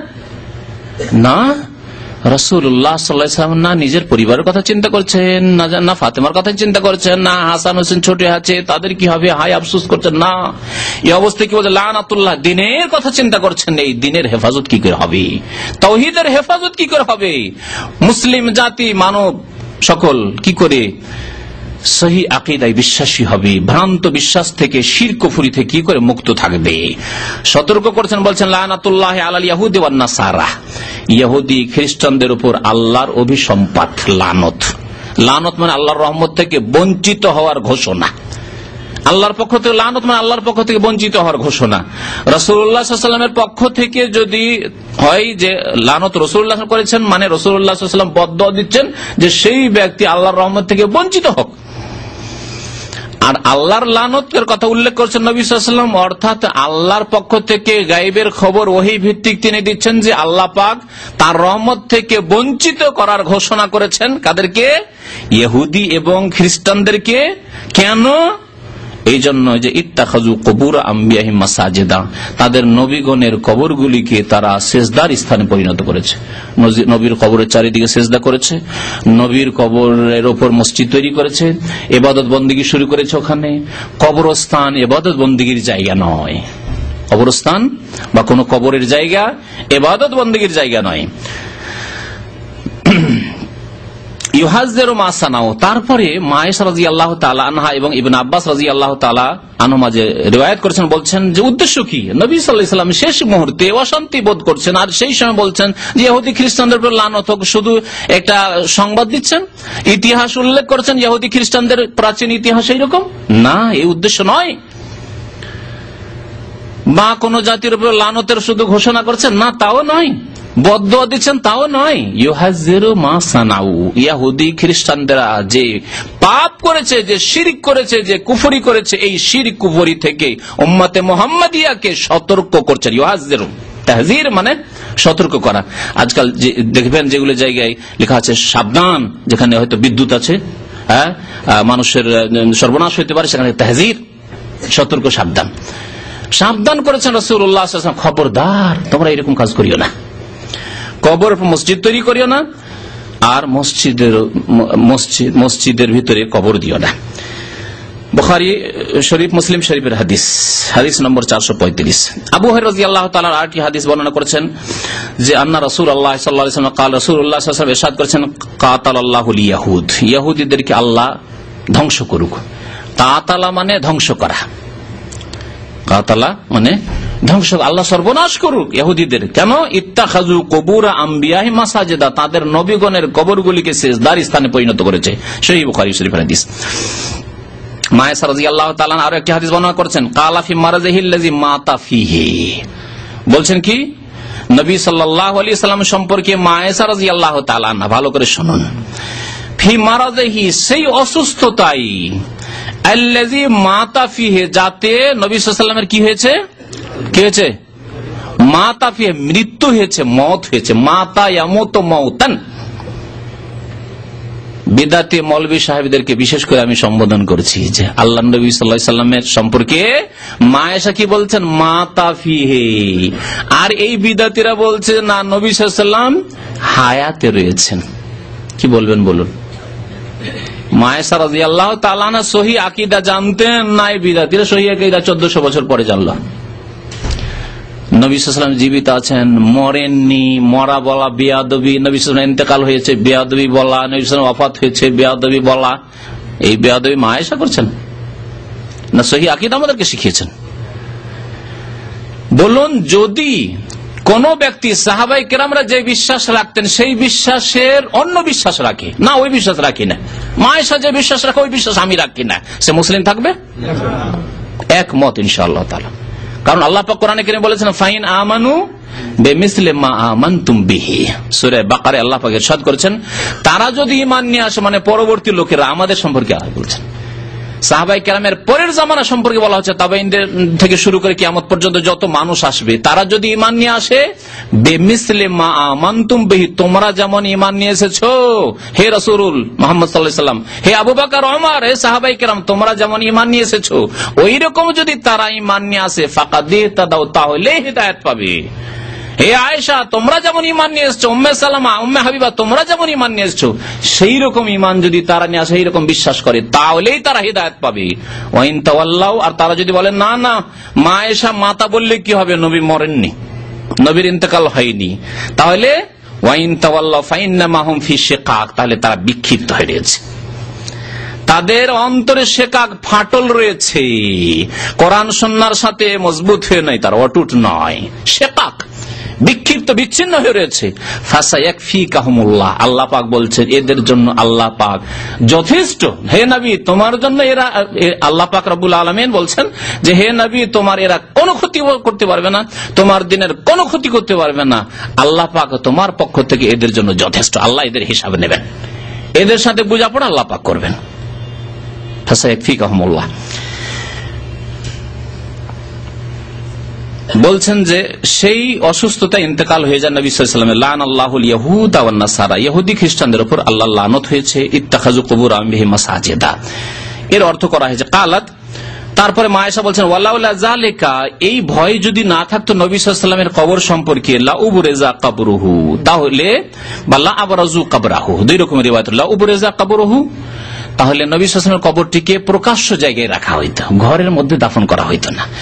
ঘরের মধ্যে এই রহস্যই দাফন করা হয়েছে যে তাহলে যেই সেই ঢুকতেও পারবে না, আর কবরের কাছে গিয়ে সেজদাও করতে পারবে না, কবরের কাছে নবীর কাছে দোয়াও করতে পারবে না, আর নজর মান্নত ওখানে পেশ করব, দরখাস্ত আরজি পেশ করবো, এইসবও করতে পারবে না।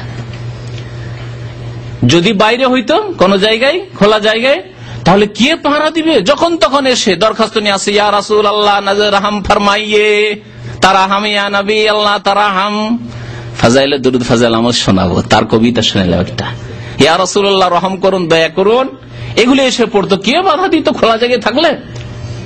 ওয়ালাউলা যালিকা, এই আশঙ্কার জন্য নবীর কবরকে ঘরের মধ্যে দেওয়া হয়েছে, না হলে বাইরে দেওয়া হতো, লাউবরাজা কবরহু, কবরকে বাইরে দেওয়া হতো, লাবরাজু কবরহু, অন্য রিওয়ায়াতে সাহাবায়ে কেরাম খোলা জায়গায় তার কবর দিতেন, কিন্তু এই আশঙ্কায় খোলা জায়গায় কবর দিলে কিছুদিন পরে শিরক বিদআত শুরু হবে, কবর মাজার পূজার ব্যবসা যখন শুরু হবে তখন বড় মাজারে পরিণত হবে, আর সবাই এসে সেজদা করা, কে মান্নাত করা, কে হাসি মুরগ জবাই করা, কি তাওয়াফ করা, এইসব শুরু হবে।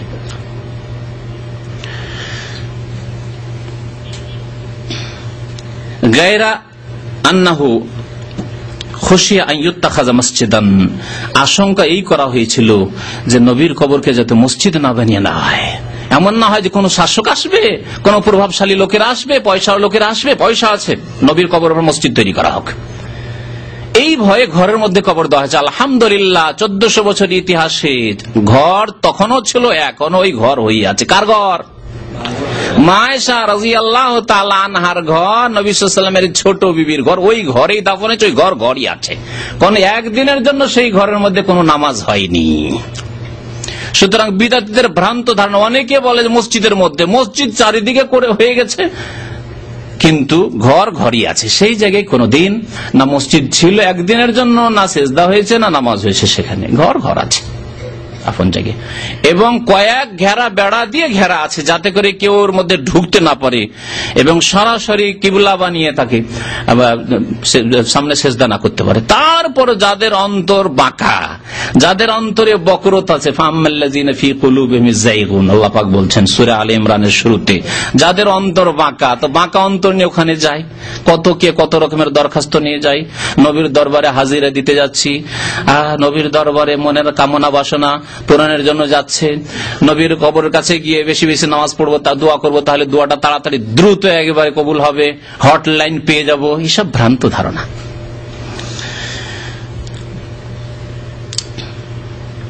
জন্দব রাদিয়াল্লাহু তাআলা আনহু বর্ণনা করেছেন, সামিআতু নবী সাল্লাল্লাহু আলাইহি ওয়াসাল্লাম ইয়াকুলু ক্বাবলা আন ইয়ামুতা বি50, নবী সাল্লাল্লাহু আলাইহি ওয়াসাল্লামের ইন্তেকালের 5 দিন আগে। এখানে দেখেন সামিআতু নবী সাল্লাল্লাহু আলাইহি ওয়াসাল্লাম, আমি নবী সাল্লাল্লাহু আলাইহি ওয়াসাল্লামের কাছে শুনেছি, ক্বাবলা আন ইয়ামুতা বি50, তার মওতের ইন্তেকালের 5 দিন পূর্বে, ক্বাবলা আন ইয়ামুতা, ওখানে পড়লেন মাতা, আর এখানে ইয়ামুতু, ওটা মাজির সেগা ছিল, পাস্ট টেন্স ছিল।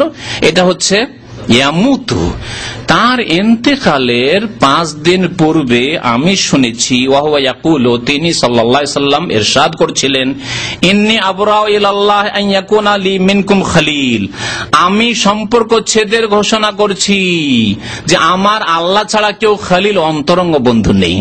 আমি কারো সাথে অন্তরঙ্গ বন্ধুত্বর কথা বলছি না, বরং এই ঘোষণা করছি যে আমার কোনো বন্ধুত্ব নেই কারো সাথে অন্তরঙ্গ বন্ধুত্ব। খলিল এমনি বন্ধু আলাদা, সাদিক বা রফিক এগুলি হচ্ছে বন্ধু, এমনি বন্ধু। কিন্তু খলিল মানে হচ্ছে অন্তরঙ্গ বন্ধু, যার ভালোবাসা হাড়ে হাড়ে সেরায় সেরায় গোষ্ঠের বিভিন্ন অংশে ঢুকে পড়েছে। এইরকম বন্ধুত্ব ভালোবাসাকে বলে খলিল। নবী সাল্লাল্লাহু আলাইহি ওয়াসাল্লাম বলছেন আমার একমাত্র খলিল, ফাইনাল্লাহ তাআলা কাদ ইত্তাখাযানি খলিলা, কারণ আল্লাহ পাক আমাকে অন্তরঙ্গ বন্ধু খলিল বানিয়েছেন। কামা ইত্তাখাযা ইব্রাহিমা খলিলা, যেমন ইব্রাহিম আলাইহিস সালামকে অন্তরঙ্গ বন্ধু বানিয়েছেন। ওয়ালাউ কুনতু মুত্তাখিযান মিন উম্মতি খলিলা, আমার উম্মতের কাউকে যদি আমি অন্তরঙ্গ বন্ধু হিসাবে গ্রহণ করতাম তাহলে লাত্তাখাযতু আবু বকরিন খলিলা, তাহলে আবু বকর সিদ্দিক রাদিয়াল্লাহু তাআলা আনহুকে আমি অন্তরঙ্গ বন্ধু হিসাবে গ্রহণ করতাম। কারণ বাল্য জীবনের বন্ধু, বড় হয়ে বন্ধু, সারা জীবনের বন্ধু, সেই যুগের ইসলাম আসার পূর্বেরও বন্ধু, ইসলাম আসার সাথে সাথেই বন্ধু, হ্যাঁ, সুখেরও বন্ধু, দুঃখেরও বন্ধু, সোর পাহাড়ের গুহারও বন্ধু, সব জায়গার বন্ধু। আল্লাহ শুনে রাখো, তারপরে কি বলছেন, ওয়া আন্না মান কানা ক্বাবলাকুম কানু ইয়াত্তাখিযুনাল কুবুরা মাসাজিদ, তোমাদের পূর্বে যে সব জাতি ছিল, আমাদের পূর্বে কোন জাতি ছিল? ইহুদি খ্রিস্টান। মুসা আলাইহিস সালামের অনুসারী তো তারা নয়, অনুসরণ প্রথম যুগে করেছে, তারপরে তারাই বিভ্রান্ত হয়ে গেছে কবর পূজারীদের মধ্যে। যেমন নবী সাল্লাল্লাহু আলাইহি ওয়াসাল্লাম উম্মতের দাবিদার কবর পূজারীরা, তারা বিভ্রান্ত হয়ে গেছে। ওই রকম মুসা আলাইহিস সালামের উম্মত ছিল তারা, তারপরে এইরকম বিভ্রান্ত হয়ে গেছে। ওই রকম ঈসা আলাইহিস সালামের অনুসারী আর খাঁটি অনুসারী নেই, সব বিভ্রান্ত হয়ে গেছে আজকালকার কবর পূজারীদের মতো, যারা নবী সাল্লাল্লাহু আলাইহি ওয়াসাল্লামের অনুসরণ থেকে বিভ্রান্ত হয়েছে। তোমাদের পূর্বের জাতি যারা ছিল, ইয়াত্তাখিযুনা কুবুরা আম্বিয়াইহিম ওয়া সালিহিহিম মাসাজিদা, তারা তাদের নবীগণের কবর এবং নেক লোকদের, ওলিদের কবর কে মসজিদ বানিয়ে নিয়েছিল। ফালা, সাবধান, ফালা তাত্তাখিযুল কুবুরা মাসাজিদা, তোমরা কবরগুলিকে সেজদার স্থানে পরিণত করিও না। ওয়া ইন্নী আনহাকুম আন যালিকা, আমি তোমাদেরকে এই রকম পাপ থেকে, অন্যায় থেকে নিষেধ করছি, খবরদার এরকম কাজ করবে না। ইন্নী আনহাকুম আন যালিকা, কত সুন্দর স্পষ্ট কথা। আমি তোমাদেরকে নিষেধ করছি, খবরদার মসজিদের ওপর, মসজিদের ভিতরে কবর দেবে না, কবরের উপর মসজিদ বানাবে না, মসজিদ কবরের পাশে সেজদা করবে না, সবগুলি অর্থ হইতে শামিল। মসজিদকে কিবলা বানাবে না, মসজিদকে, কবরকে কিবলা বানাবে না, কবরকে সামনে করে তোমরা নামাজ পড়বে না, এই সবগুলি অর্থ এতে শামিল রয়েছে।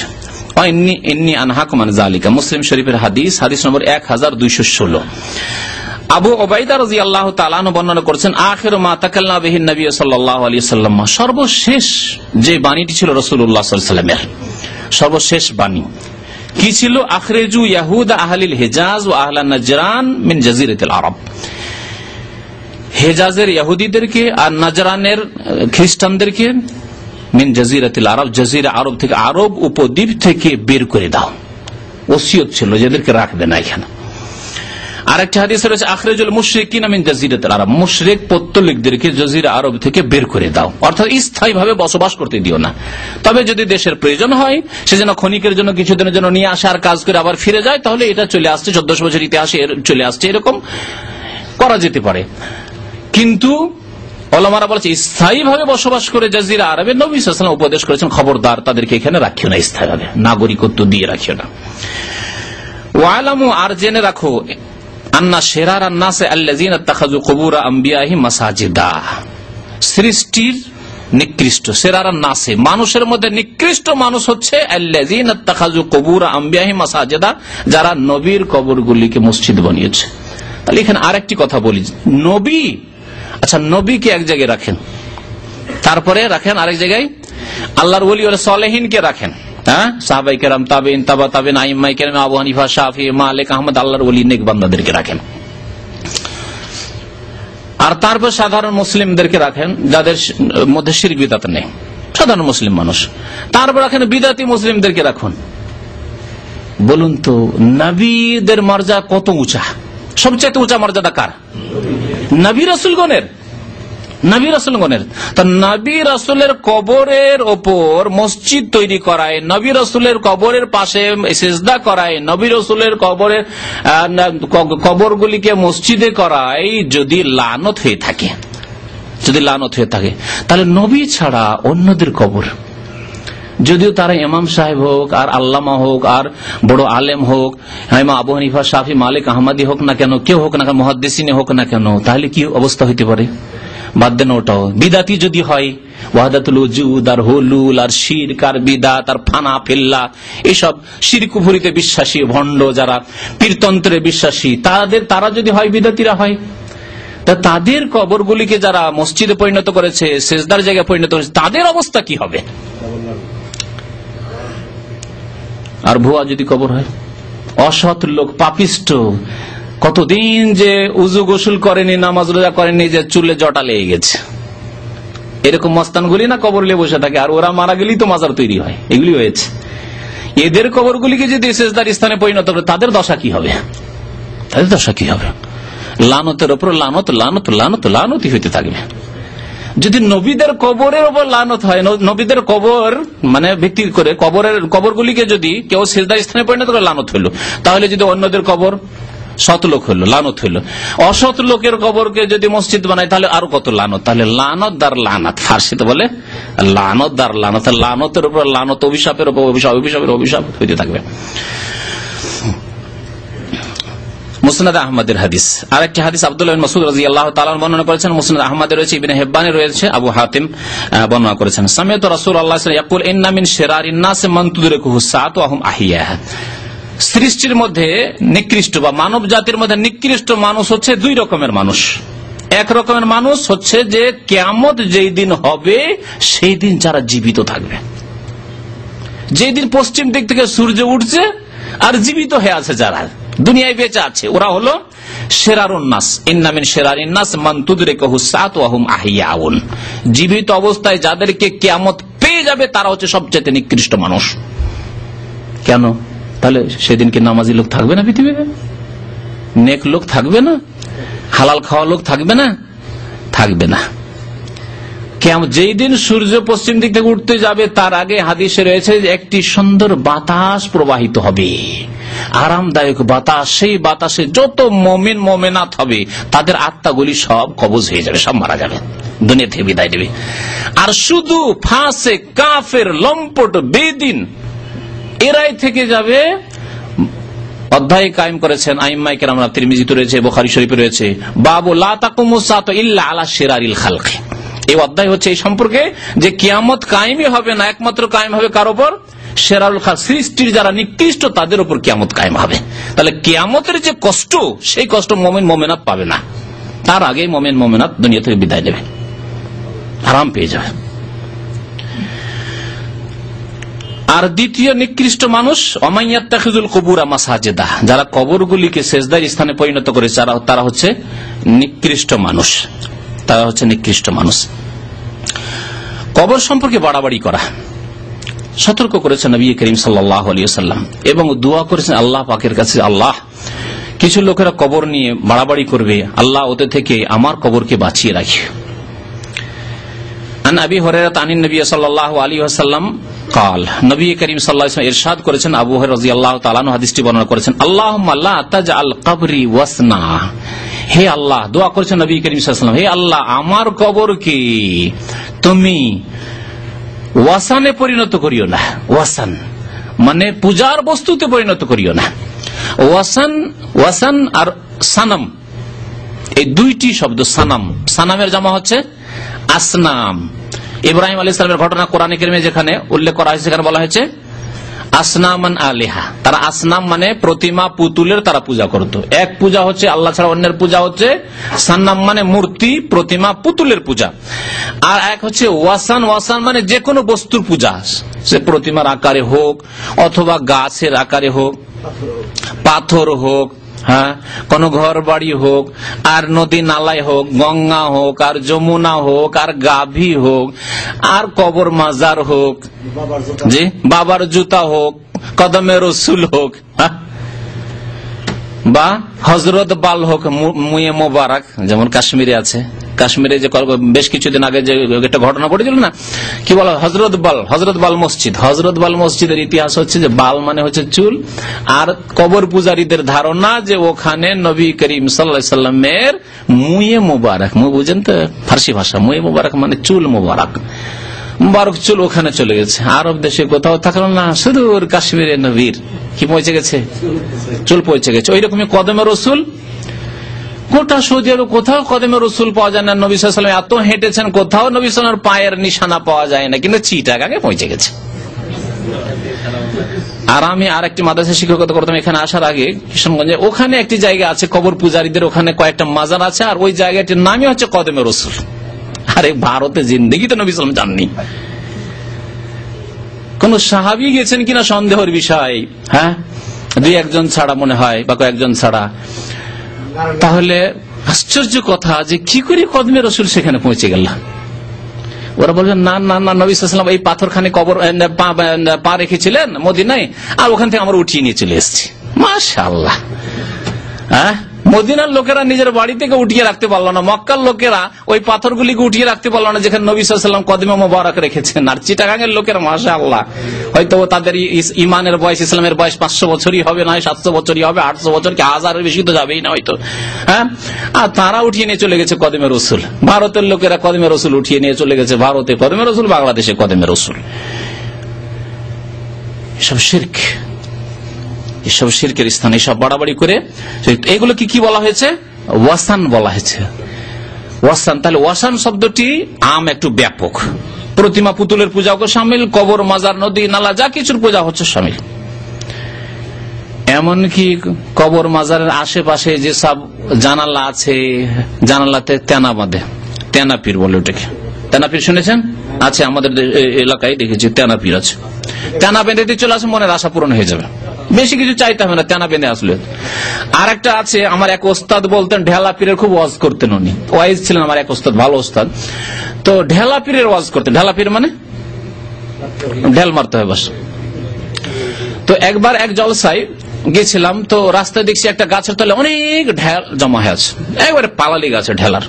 তো এলাকার লোক জিজ্ঞাসা করলাম, তখন গরুর গাড়িতে বক্তাদের যাতায়াত গ্রামে গঞ্জে গরুর গাড়িতে হইতো। তো গরুর গাড়িতে আসছি, দেখছি যে এত ঢেলা কেন উঁচা হয়ে আছে। জিজ্ঞাসা করলো, বলছে এইটা ঢেলা পীরের আস্তানা, ঢেলা পীরের দরবার, ঢেলা পীরের দরবার শরীফ, সবগুলি শরীফ। এগুলি হচ্ছে ওয়াসান। ওয়াসান আল্লাহ ছাড়া যারই পূজা হয়েছে, যে কোনো ব্যক্তির হোক আর বস্তুর হোক, সেগুলি হচ্ছে ওয়াসান।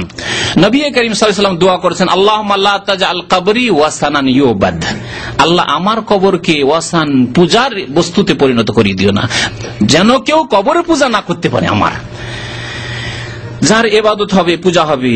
লানাল্লাহু কওমান ইত্তাখাযু কুবুর আম্বিয়াহিম মাসাজিদা, আল্লাহর লানত হয়েছে ওই জাতির ওপর যারা নবীদের কবরগুলিকে সেজদার স্থানে পরিণত করেছে, ওয়াসানে পরিণত করেছে, পূজার বস্তুতে পরিণত করেছে। মুসনাদ আহমদের হাদিস। আতা বিন ইয়াসার রাদিয়াল্লাহু রাহমাতুল্লাহি আলাইহি তাবেঈ, তিনি বর্ণনা করেছেন, আন্না রাসূলুল্লাহ সাল্লাল্লাহু আলাইহি ওয়াসাল্লাম قال اللهم لا تجعل قبري وثنا يعبد, আল্লাহ আমার কবরকে ওয়াসানে পরিণত করিও না যে যার পূজা করতে পারি। ইস্তাদ্দা গাযাবুল্লাহ আলা কওমি, অতিরিক্ত এই আছে, ইস্তাদ্দা গাযাবুল্লাহ আলা কওমি, সেই জাতির উপর আল্লাহর চরম ক্রোধ হয়েছে, রাগ হয়েছে। ইস্তাদ্দা মানে কঠোর রাগ হয়েছে আল্লাহ পাক রব্বুল আলামিনের কোন জাতির উপর, ইত্তাখাযু কুবুর আম্বিয়াহিম মাসাজিদা, যারা নবীগণের কবরগুলিকে সিজদার স্থানে পরিণত করেছে। হাদিসটি মুয়াত্তা মালিকের হাদিস। কবরের সম্পর্কে আরেকটি বাড়াবাড়ি, যেটি শিরকের রাস্তা, তা হচ্ছে কবরের উপর ঘর নির্মাণ। মসজিদ তৈরি করলো না, কিন্তু এমনি ঘর তৈরি করেছে, গম্বুজ। আর প্রায় যেগুলিকে মাজার বানা হয়েছে, মসজিদ না হইলেও গম্বুজ বানানো আছে, বা ঘর, তারপরে বিল্ডিং তৈরি করে দিয়েছে, ঘর তৈরি করে দিয়েছে, আস্তানা। নবী করিম সাল্লাল্লাহু আলাইহি ওয়াসাল্লাম নিষেধ করেছেন, কারণ এটি হচ্ছে শিরকের রাস্তা। এইভাবে ধীরে ধীরে শিরক শুরু হয়েছে। আন জাবিরিন ক্বালা নাহা রাসূলুল্লাহ সাল্লাল্লাহু আলাইহি ওয়াসাল্লাম আন ইউজাসসাসাল কবর, জাবির রাদিয়াল্লাহু তাআলা বর্ণনা করছেন যে রাসূলুল্লাহ সাল্লাল্লাহু আলাইহি ওয়াসাল্লাম নিষেধ করেছেন কবরকে পাকা করতে, কবরকে বাঁধতে নিষেধ করেছেন। ওয়া ইউকআদা আলাইহি, কবরের পাশে অবস্থান করতে, বসে থাকতে নিষেধ করেছেন। কবরের ওপরে বা কবর পাশে বসে থাকবেন মুজাবির হয়ে, মুজাবির বলে ওদেরকে, যে মস্তানগুলি বসে থাকে নিষেধ করেছেন। ওয়াইয়ুবনা আলাইহি, এবং তারপর বিল্ডিং বানাতেও নিষেধ করেছেন, পাকা করাও নিষেধ করলে। তাহলে তিনটি নিষেধ আসলো। একটা হচ্ছে কবরকে চুনকাম করা, যেটা বলা হয় জাসাসাত, হচ্ছে চুনকাম করা, তাহলে পাকা করা নিষেধ করা হইল। তারপরে বসা, সেখানে বসে থাকা না, দোয়া করবেন, দোয়া করে চলে আসেন আপনি মাইয়েতের জন্য, তার জন্য দোয়া করেন, নিজের জন্য নয়। নিজের জন্য দোয়া করার জন্য আল্লাহর ঘর মসজিদ আছে, নিজের বাড়ি আছে। কবর ওয়ালার জন্য দোয়া করুন, দোয়া করে ফিরে আসেন। বসে থাকা সেখানে নিষেধ করা হইল। ঘর বাড়ি বিল্ডিং তৈরি করা আইয়ুবনা আলাইহি, তাও নিষেধ করা হইল, মুসলিম শরীফের হাদিস। কবর যদি বেশি উঁচা করে কেউ তৈরি করে, যতগুলি মাজারের পূজা হচ্ছে সেগুলি আধা হাতের বেশি উঁচা। নবী করিম সাল্লাল্লাহু আলাইহি ওয়াসাল্লাম বলেছেন, আধা হাতের বেশি কোন কবর উঁচা থাকবে না। যদি কোনো উঁচা কবর থাকে তার সাথে কি আচরণ করতে হবে শুনুন। কোন কবর যদি পাকা থাকে তার সাথে আমাদের ফরজ দায়িত্ব কি করণীয় তা শুনুন। আবুল হাইয়াজ আল আসাদি রাহমাতুল্লাহ আলাইহি, আলী ইবনে আবি তালেব রাদিয়াল্লাহু তাআলা আনহু ছাত্র তাবেঈ, তিনি বলছেন, কালালি আলী ইবনে আবি তালেব, আমাকে আমার ওস্তাদ আলী ইবনে আবি তালেব রাদিয়াল্লাহু তাআলা আনহু, নবী করিম সাল্লাল্লাহু আলাইহি ওয়াসাল্লামের প্রিয় জামাই, প্রিয় ভাই, চাচাতো ভাই, চতুর্থ খলিফায়ে রাশেদ, হাসান হোসেনের পিতা, ফাতেমা রাদিয়াল্লাহু তাআলার স্বামী রাদিয়াল্লাহু তাআলা আনহুম আজমাইন বলছেন, আলা আবআসুকা আলা মা বাসানি আলাইহি রাসূলুল্লাহ সাল্লাল্লাহু আলাইহি ওয়াসাল্লাম, তোমাকে কি এমন একটি গুরু দায়িত্ব দিয়ে পাঠাবো যে গুরু দায়িত্ব দিয়ে আমাকে রাসূলুল্লাহ সাল্লাল্লাহু আলাইহি ওয়াসাল্লাম একদিন পাঠিয়েছিলেন। তোমাকে একটি বড় দায়িত্ব দেব, যেটা পালন করতে হবে, যেই দায়িত্ব আমাকে একদিন রাসূলুল্লাহ সাল্লাল্লাহু আলাইহি ওয়াসাল্লাম দিয়েছিলেন। কি? দুইটি কাজ। আল্লাহ তাদা তিমসালান ইল্লা তামাসতাহু, কোন ছবি যদি পাও বা কোন মূর্তি যদি পাও তা নিশ্চিহ্ন করে দেবে।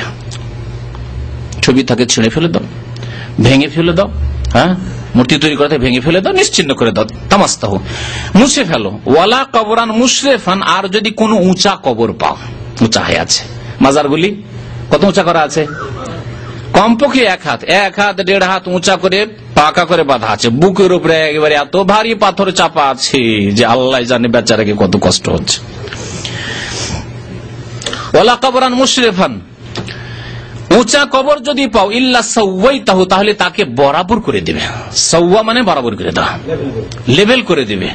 লেভেল করে দেওয়ার মানে ওই হাদিসকে সামনে রাখতে, যে হাদিসে বলা হয়েছে যে শিবির মানে আধা হাত উঁচা থাকবে কবর, এই আধা হাত উঁচা থাকবে এবং কাঁচা থাকবে, পাকা নয়। আধা হাত উঁচা মাটি নতুন কবর উপর থাকবে, তারপরে বসে যাবে, আর উঁচা করার প্রয়োজন নেই। পুরনো হয়ে গেছে, বসে গেছে, নেমে গেছে, আর উঁচা করা আর প্রয়োজন নেই, বরং জায়েজও নেই, দরকার নেই যে বারবার করে আসবেন আর আমার আব্বার কবরটাকে একটু উঁচা করি, আধা হাত উঁচা করি না। প্রথম যখন কবর, নতুন কবর দিলেন, তখন আধা হাত উঁচা করে রাখবেন মাটিটা। মুসনাদ আহমদের হাদিস আর সহিহ মুসলিমের হাদিস। বলুন রাসূলুল্লাহ সাল্লাল্লাহু আলাইহি ওয়াসাল্লামের আদেশ কি, উপদেশ কি কবর সম্পর্কে? আলী রাদিয়াল্লাহু তাআলা আনহুর উপদেশ কি কবর সম্পর্কে? উঁচা কবর দেখলে, পাকা কবর দেখলে ভেঙে ফেলে দিয়ে বরাবর করে দাও, সমতল করে দাও, সমতল করে দাও। এই দায়িত্ব কে পালন করবে? রাসূলুল্লাহ সাল্লাল্লাহু আলাইহি ওয়াসাল্লাম যেমন আল্লাহ পাক তাকে ক্ষমতা দিয়েছিলেন তিনি পালন করেছেন, আলী রাদিয়াল্লাহু তাআলা আনহুকে ক্ষমতা দিয়েছেন, খলিফা হয়েছিলেন তিনি পালন করেছেন। সুতরাং সরকারদেরকে বলবো, তাদের দায়িত্ব হচ্ছে দেশে যত পাকা কবর রয়েছে, যেসব কবরে আল্লাহ ছাড়ার পূজা হচ্ছে, সেজদা হচ্ছে, শিরক হচ্ছে, কুফরি হচ্ছে, সেসব কবরগুলিকে সমতল করে দাও, সাধারণ কবরে পরিণত করা। আর যাতে চিনতেও না পারে যে কোথায় কার কবর আছে। যেমন অন্য অন্য লোকের বাবা মায়ের কবর আছে, আত্মীয় স্বজনের কবর আছে, কবরস্থান আছে, এটিও কবরস্থান, এইরকম কবরস্থান হবে, যাতে শিরকের রাস্তা আবার 25-50 বছর পরে আবার বিদাতি সরকার আসলো, শিরক কুফরির বাজার আবার গরম করে দিল, এমনটা না হয়, যাতে চিনতে না পারে যে কোথায় কার কবর আছে। চেনা জরুরি নয় যে কার কোথায় কবর আছে। তারপরে মহিলাদের জিয়ারত কবরের হারাম, লানত করেছেন রাসূলুল্লাহ সাল্লাল্লাহু আলাইহি ওয়াসাল্লাম। আর এই মাজারগুলিতে সংখ্যা যদি গণে দেখেন, পুরুষের চাইতে মহিলাদের সংখ্যা বেশি হবে। আমি তেনা বাঁধা পীর যে দেখলাম, নিজামুদ্দিন আউলিয়ার কবর কথা বলছি, সেখানে গেলাম দেখতে তামাশা। সেখানে তবলিগি হেড সেন্টারও আছে দিল্লিতে, আর পাশে একবারে পাশাপাশি ওখানেই নিজামুদ্দিন আউলিয়ার কবর, ওখানে পূজা হচ্ছে। তো মহিলাদের সংখ্যা সবচেয়ে বেশি যারা তেনা নেকড়া বাঁধছে জালিতে। অবস্থা। আর তার মধ্যে আবার যদি দেখা যায় যে হিন্দু আর শিখ দেখেও চেনা যাচ্ছে এগুলি হিন্দু শিখ, কি বলছে ওটাকে সিঁদুর লাগিয়ে আছে, অথবা শিখদের দেখলে বোঝা যাচ্ছে যে দাড়ি মোজ দেখে বোঝা যাচ্ছে শিখদের সংখ্যা আর হিন্দুদের সংখ্যা মুসলিম চাইতে কম না, কারণ ধর্ম একই। লাকুম দিনুকুম ওয়ালিয়া দিন নাই, কুল্লু দিন সাওয়া সাওয়া। বুঝতে পেরেছেন? আল্লাহ তো করে লাকুম দিনুকুম ওয়ালিয়া, তোমাদের দিন তোমরা করো, আমরা আমাদের দিন কিছু। ওটাও না, বলছে যে এই কবর মাজার পূজার ধর্ম একবারে সাওয়া সাওয়া, কোনো অসুবিধা নেই। দুর্গার পূজা আর দরগার পূজা, আমরা দরগায় আসো না, আমাদের কাছে তোমরা আসো, তোমাদের কাছে আমরা যাব। এই হলো কবর মাজার পূজারীদের অবস্থা। আমার চোখে দেখা গল্প করছি আপনার সামনে। নবী সাল্লাল্লাহু আলাইহি ওয়াসাল্লাম কি বলেছেন? ইবনে আব্বাস রাদিয়াল্লাহু তাআলা আনহুমা বর্ণনা করেছেন, লানা রাসূলুল্লাহ সাল্লাল্লাহু আলাইহি ওয়াসাল্লাম, আল্লাহ রাসূল সাল্লাল্লাহু আলাইহি ওয়াসাল্লাম লানত করেছেন, মানে অভিশাপ দিয়েছেন, আল্লাহর রহমত থেকে বঞ্চিত হোক ওই মহিলারা, যায়রাতিল কবুর, যেসব মহিলারা কবর জিয়ারত করতে যায়, ওয়াল মুত্তাখিযিনা আলাইহাল মাসাজিদা, আর যারা কবরের উপর মসজিদ তৈরি করে তাদের উপর লানত হোক। 2 3 নম্বর হচ্ছে ওয়াসসুরজা, আর যারা কবরে বাতি জ্বালায়, আগরবাতি মোমবাতি জ্বালায়, আলোকিত করে, ওই শবে বরাতের দিন কবরস্থানকে আলোকিত করে দেয়, তাদের উপর রাসূলুল্লাহ সাল্লাল্লাহু আলাইহি ওয়াসাল্লামের লানত রয়েছে। দেখলেন কবর সম্পর্কে রাসূলুল্লাহ সাল্লাল্লাহু আলাইহি ওয়াসাল্লামের তালিম, রাসূলুল্লাহ সাল্লাল্লাহু আলাইহি ওয়াসাল্লামের আদর্শ শিক্ষা। কবর জিয়ারত মহিলাদের জন্য চলবে না, বরং লানত হবে, নেকি তো হবে না, লানত হইতে থাকবে, আল্লাহর রহমত থেকে বঞ্চিত হবে। যারা মসজিদ বানায় বা সিজদার স্থানে পরিণত করে তাদের উপর লানত হচ্ছে, তা তো এর আগে অনেক হাদিস শুনলেন। আর যারা বাতি টাতি জ্বালায়, আলোকিত করে কবরস্থান কিংবা মাজার কি, তাদের উপর রাসূলুল্লাহ সাল্লাল্লাহু আলাইহি ওয়াসাল্লামের লানত রয়েছে। আবু দাউদের হাদিস, তিরমিজির হাদিস, আর হাদিসটি হাসান। শেষ একটি হাদিস দিয়ে শেষ করছি। আবু হুরায়রা রাদিয়াল্লাহু তাআলা আনহু বর্ণনা করেছেন, ক্বালা রাসূলুল্লাহ সাল্লাল্লাহু আলাইহি ওয়াসাল্লাম, লা তাত্তাখিযু বুয়ুতাকুম কুবুরা, তোমরা তোমাদের বাড়িগুলিকে কবরে পরিণত করিও না, তোমরা তোমাদের বাড়িগুলিকে কবরে পরিণত করিও না। এর অর্থ কি? একটি অর্থ হচ্ছে যে তোমাদের বাড়িতে কবর দিও না, ঘরে ঘরে কবর দিও না। আব্বা মারা গেছে, দূরে আর কোথায় দিতে যাব, মায়ের ঘরে কবরটা দিয়ে দিই। রাসূলুল্লাহ সাল্লাল্লাহু আলাইহি ওয়াসাল্লাম হয়েছে তো আমি অসুবিধা কি, আমার আব্বার কবরটা মায়ের ঘরে দিয়ে দিই? না, এরকম করবেন না। বাড়ির পাশে ভিটের মাটিতে পাশে কবর দিয়ে, আজকে কত লোক মাসলা জিজ্ঞেস করতে আসে, কালকে 2 জন লোক এসছে, এরকম 2 জন লোক এই মাসলা জিজ্ঞেস করতে। কবর হয়ে গেছে আমার পুকুরের চারিদিকে, এক ভাই জিজ্ঞেস করছে, আর এখন ওই কবরগুলি রাখতে পারছেন, এখন ভিটে মাটি করতে হবে। মসজিদের পাশে কবর, এখন মসজিদ বড় করতে হবে, এখন কবর কি করব, ভিটে মাটির পাশে কেন করলেন এইরকম? আরে এখন প্রশ্ন কেন, এই বিদাতি কাজ কেন করবেন? কবরস্থানে কবর দেন আলাদা করে, ভিটে মাটি থেকে দূরে, যাতে করে এমন না হয় যে 25-50 বছরের মধ্যে কবর জানছি আর তার উপরে আমাকে বাস করতে হচ্ছে, আমার ছেলে মেয়েদেরকে বসবাস করাইতে হচ্ছে, ছেলের রুম তৈরি করতে হচ্ছে। তো লা তাজআলু বুয়ুতাকুম কুবুরা, তোমাদের ঘরগুলিকে কবরে পরিণত করিও না, একটি অর্থ এটি। আর আরেকটি অর্থ হচ্ছে যে কবরের উপর যেমন নামাজ জায়েজ নাই, তেমনি তোমরা নিজের ঘরগুলিকে নামাজ শূন্য করিও না। ঘরে কোনোদিন নামাজই পড়ো না, ফরজ নামাজ, সুন্নত, বেতর, নফল, এমনকি বসে নফলটাও, ওইটাও মসজিদে না আমাদের দেশের লোকদের। আরে 17 রাকাতই যদি পড়েন, বাড়িতে এসে পড়েন না, আপনি আপনার বাসাতে পড়েন, 4 রাকাত ফরজটা পড়েন না মসজিদে, আর খুব বেশি পড়লে সুন্নাতে রাতে বাটা পড়লে পড়ুন, আর না হলে সেটাও বাড়িতে বাসাতে এসে পড়লে বেশি নাকি পাবেন। বাকি বাসায় এসে নামাজ পড়ুন, 17 রাকাত সারা রাত নামাজ পড়তে থাকেন, এই দেখিয়া তো লম্বা নামাজ কেন? সুন্নতের খেলাফ কাজ। লা তাজআলু বুয়ুতাকুম কুবুরা, তোমাদের ঘরগুলিকে কবরের মতো করে দিও না, মানে কবরে যেমন নামাজ পড়া জায়েজ নয়, তেমনি তোমাদের ঘরগুলিকে একবার নামাজবিহীন করে দিও না, বরং নামাজ পড়বে তোমরা, নফল নামাজ বাড়িতে পড়ে। আফজালু সালাতিকুম ফি বুয়ুতিকুম ইল্লাল মাকতুবা, আফজালু সালাতিল মারই ফি বাইতিহি ইল্লাল মাকতুবা, মানুষের সবচাইতে উত্তম নামাজ হচ্ছে বাড়িতে নামাজ, ইল্লাল মাকতুবা, ফরজ নামাজ ছাড়া। ফরজ নামাজ মসজিদে পড়তে হবে, বাকি সুন্নত, বেতর, নফল, তাহাজ্জুদ সব নামাজ, চাষ, দোহা সব নামাজ বাড়িতে পড়া উত্তম। ওয়ালা তাজআলু কবরি ঈদান, এবং তোমরা আমার কবরকে মেলায় পরিণত করিও না, যেটা এখানে বলতে চেয়েছি হাদিসে। অতিরিক্ত আরেকটি বিধান কি আসলো, যে কবরে মেলা লাগানো জায়েজ নয়। আর মেলার নাম ইন্ডিয়া বাংলাদেশে পীরতন্ত্রের বিশ্বাসীরা কি দিয়েছে? ওরস। ওরস মানে মেলা, হিন্দুরা মেলা বলে আর এরা ওরস বলে। ওরসের শাব্দিক অর্থ হচ্ছে বিবাহ শাদী। এই বিবাহ শাদীর দিন কেন? বিবাহ শাদীর দিনে বাসর হয়, স্বামী স্ত্রীর মোলাকাত হয়, আর এই ভণ্ডদের বেয়াদবি হচ্ছে আল্লাহ পাকের সাথে এর আগে অনেকবারই বলেছি যাতে করে আপনাদের জানা থাকে। এদের ধারণা যে দুনিয়াতে সিজনে আছে, এই ব্যক্তি ফানাফিল্লা হয়েও আল্লাহ পর্যন্ত পৌঁছিতে পারেনি, সাক্ষাৎ হয়নি। আল্লাহ রে কোথায় কখন পাবো রে, আমার মাসুককে কখন পাবো রে, মাসুককে কখন পাবো রে করতে করতে পেরেশান আছে, পাইনি। আর সেই দিন আল্লাহর সাথে ওই রকম মোলাকাত হবে আর তার স্বাদ টেস্ট হাসিল হবে। যেমন স্বামী স্ত্রীর বিয়ে তো হয়েছে কিন্তু উঠিয়ে দেয়নি, মেয়ের বাবা উঠিয়ে দেয়নি, সেই জন্য মোলাকাত হয়নি। যেদিন উঠিয়ে দিল কত মজার দিনটা দেখছেন। বেয়াদবি কত। ওরস হচ্ছে বিবাহর দিন মানুষের, আর এরা পীরের মৃত্যু দিবসকে কি বলে, ওরস বলে। মানে মৃত্যুর দিনই তাদের আসল ওরস হলো, মাসুকের সাথে সাক্ষাৎ হলো। মাসুক বলা চরম বেয়াদবি আল্লাহ পাক রব্বুল আলামিনকে। আশেক নিজেকে বলা, আমি আশেক এলাহি, এই নাম রাখা বেয়াদবি আল্লাহ পাকের সাথে।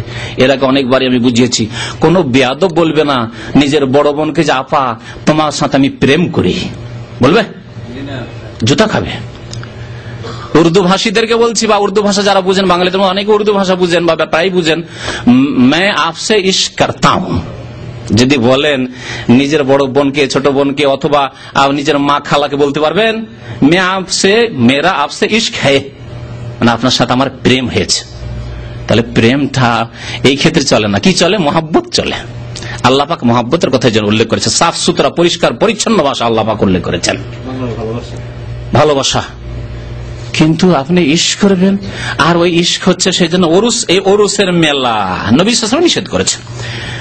শাহজালালের জীবনী পড়ছিলাম কয়েকদিন আগে, বেশ কিছুদিন হলো, জাল জীবনী, জাল জীবনী বাংলাতে আসবে, জাল জীবনী, এগুলো সব জাল জীবনী, বাংলা উর্দু যা আছে জাল জীবনীগুলি।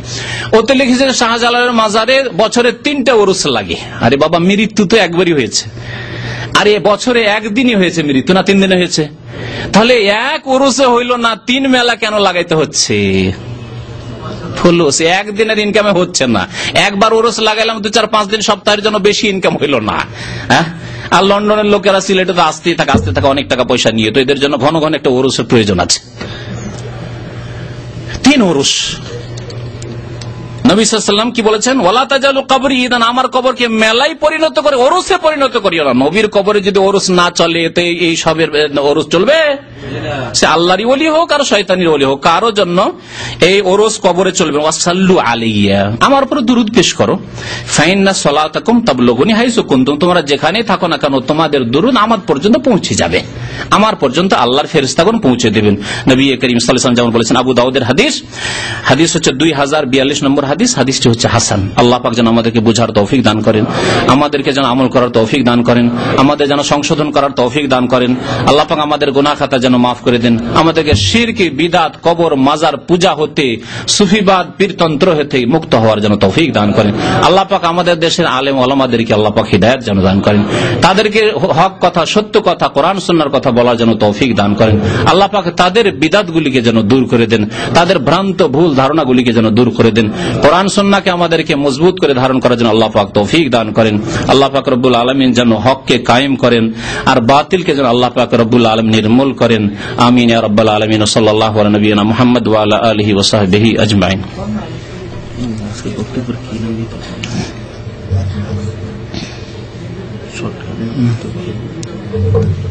কবর মাজার, আচ্ছা ঠিক আছে, চিন্তা করে পরে বল।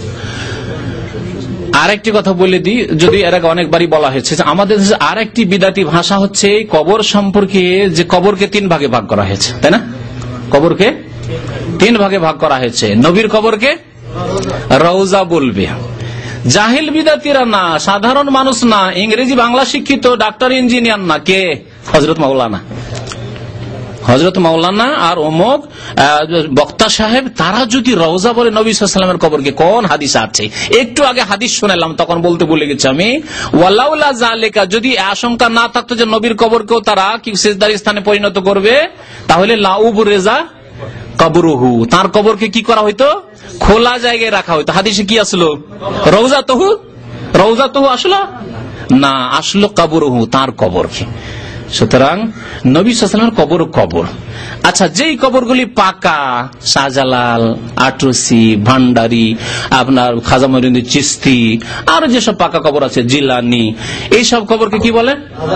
মাজার। কোথায় পেলেন এই ভাষাগুলি? হ্যাঁ, আল্লাহ নবীর কবরকে সাহাবারা বলছেন কবরহু, আর এগুলি মাজার হয়ে গেল, এগুলি জিয়ারতের স্থান আর ওগুলি জিয়ারতের জায়গা নয়। আরে গরিব মানুষ গ্রামের যারা মারা গেছে যারা, তাদেরকে জিয়ারত করেন, ওগুলো জিয়ারত করেন, ওদেরকে কিছু নেকি পৌঁছান। আর কবর জিয়ারতে যেতে হবে তাদেরকে কিছু দেওয়ার জন্য, তাদের কাছ থেকে নেওয়ার জন্য নয়, মনে রাখবেন। তাহলে সবগুলি কবর, সাধারণ মানুষের কবরও কবর, আর যারা আল্লাহর নেক বান্দা তাদের কবরগুলিও কবর, মাজার নয়। আর নবী সাল্লাল্লাহু আলাইহি ওয়াসাল্লামের কবরও কবর, সবগুলিকে কবর বলতে হবে। এটি হচ্ছে শরীয়তি ভাষা, শিরক মুক্ত ভাষা, বিদআত মুক্ত ভাষা। হ্যাঁ, আমাকে ভাই কিছু ধার দেন তো, দেবে। জীবিত মানুষ দিতে পারবে না? কবরে যাওয়া লোক শহীদ দিতে পারবে? সৈয়দনা হামজা দিতে পারবে?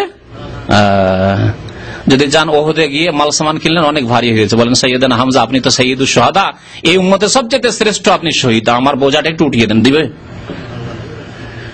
তাহলে এই জীবন কেমন জীবন? আল্লাহ বলছে ওয়ালাকিন লা তাশউরুন, তবে তোমরা তার অনুভূতি রাখো না, বুঝো না যে কেমন তাদেরকে জীবন দেওয়া হয়েছে। এই জীবনের নাম হচ্ছে হায়াতুন বারজাখিয়া, পরলৌকিক জীবন, পরলৌকিক জীবন। এই বিষয়টি বোঝানোর জন্য, হয়তো নতুন ব্যক্তি প্রশ্ন করেছেন, এই বিষয়টি বোঝানোর জন্য আমি কয়েকটি জীবনের কথা বলেছি। মায়ের পেটের জীবন, একটা বাচ্চা 10 মাস মায়ের পেটে আছে, ও নিজের অবস্থায় আছে, ও কিন্তু আমাদের মতো নাই, ঠিক না?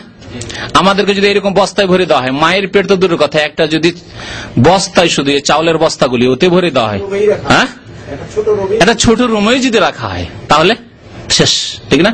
ও 10 মাসও বাচ্চা থাকছে, তাহলে বাচ্চা মায়ের পেটে আছে, ওর জীবন, ওরও জীবন আছে, রুহ আছে, ওর রুহ দেওয়া হয়ে গেছে 120 দিনে, রুহ আছে, আর আপনারও আছে, কিন্তু আপনি তো থাকতে পারছেন না এরকম। আপনার জীবন ওর জীবন চাইতে ভিন্ন। ওই রকম আমাদের দুনিয়ার জীবন আর কবরের জীবন, কবরের জীবন আর দুনিয়ার জীবন ভিন্ন। এই জন্য আল্লাহ বলছে ওই জীবনে যে শহীদরা তাদের হায়াতে রয়েছেন, সেই হায়াত সম্পর্কে তোমাদের কোনো উপলব্ধি নেই, বুঝতে পারবে না সেটা। তবে এতটুকু মনে রাখো যে তারা মারা গেছেন আর পরলৌকিক সুন্দর জীবনে আছেন, পরলৌকিক উত্তম জীবনে আছেন, শ্রেষ্ঠ জীবন আছে, সম্মানজনক জীবনে আছেন, আল্লাহ পাকের কাছে সম্মানজনক জীবন। এর তাফসীর করেছেন নবী করিম সাল্লাল্লাহু আলাইহি ওয়াসাল্লাম যে শহীদদের আত্মাগুলিকে চিড়িয়ার মধ্যে দিয়ে দেওয়া হয়, জান্নাতের চিড়িয়া, জান্নাতের পাখি, আর তারা জান্নাতের গাছের ডালে ডালে উড়ে বেড়ায়। সুবহানাল্লাহ। এইভাবে ব্যাখ্যা করা, এগুলি কি বোঝার জিনিস?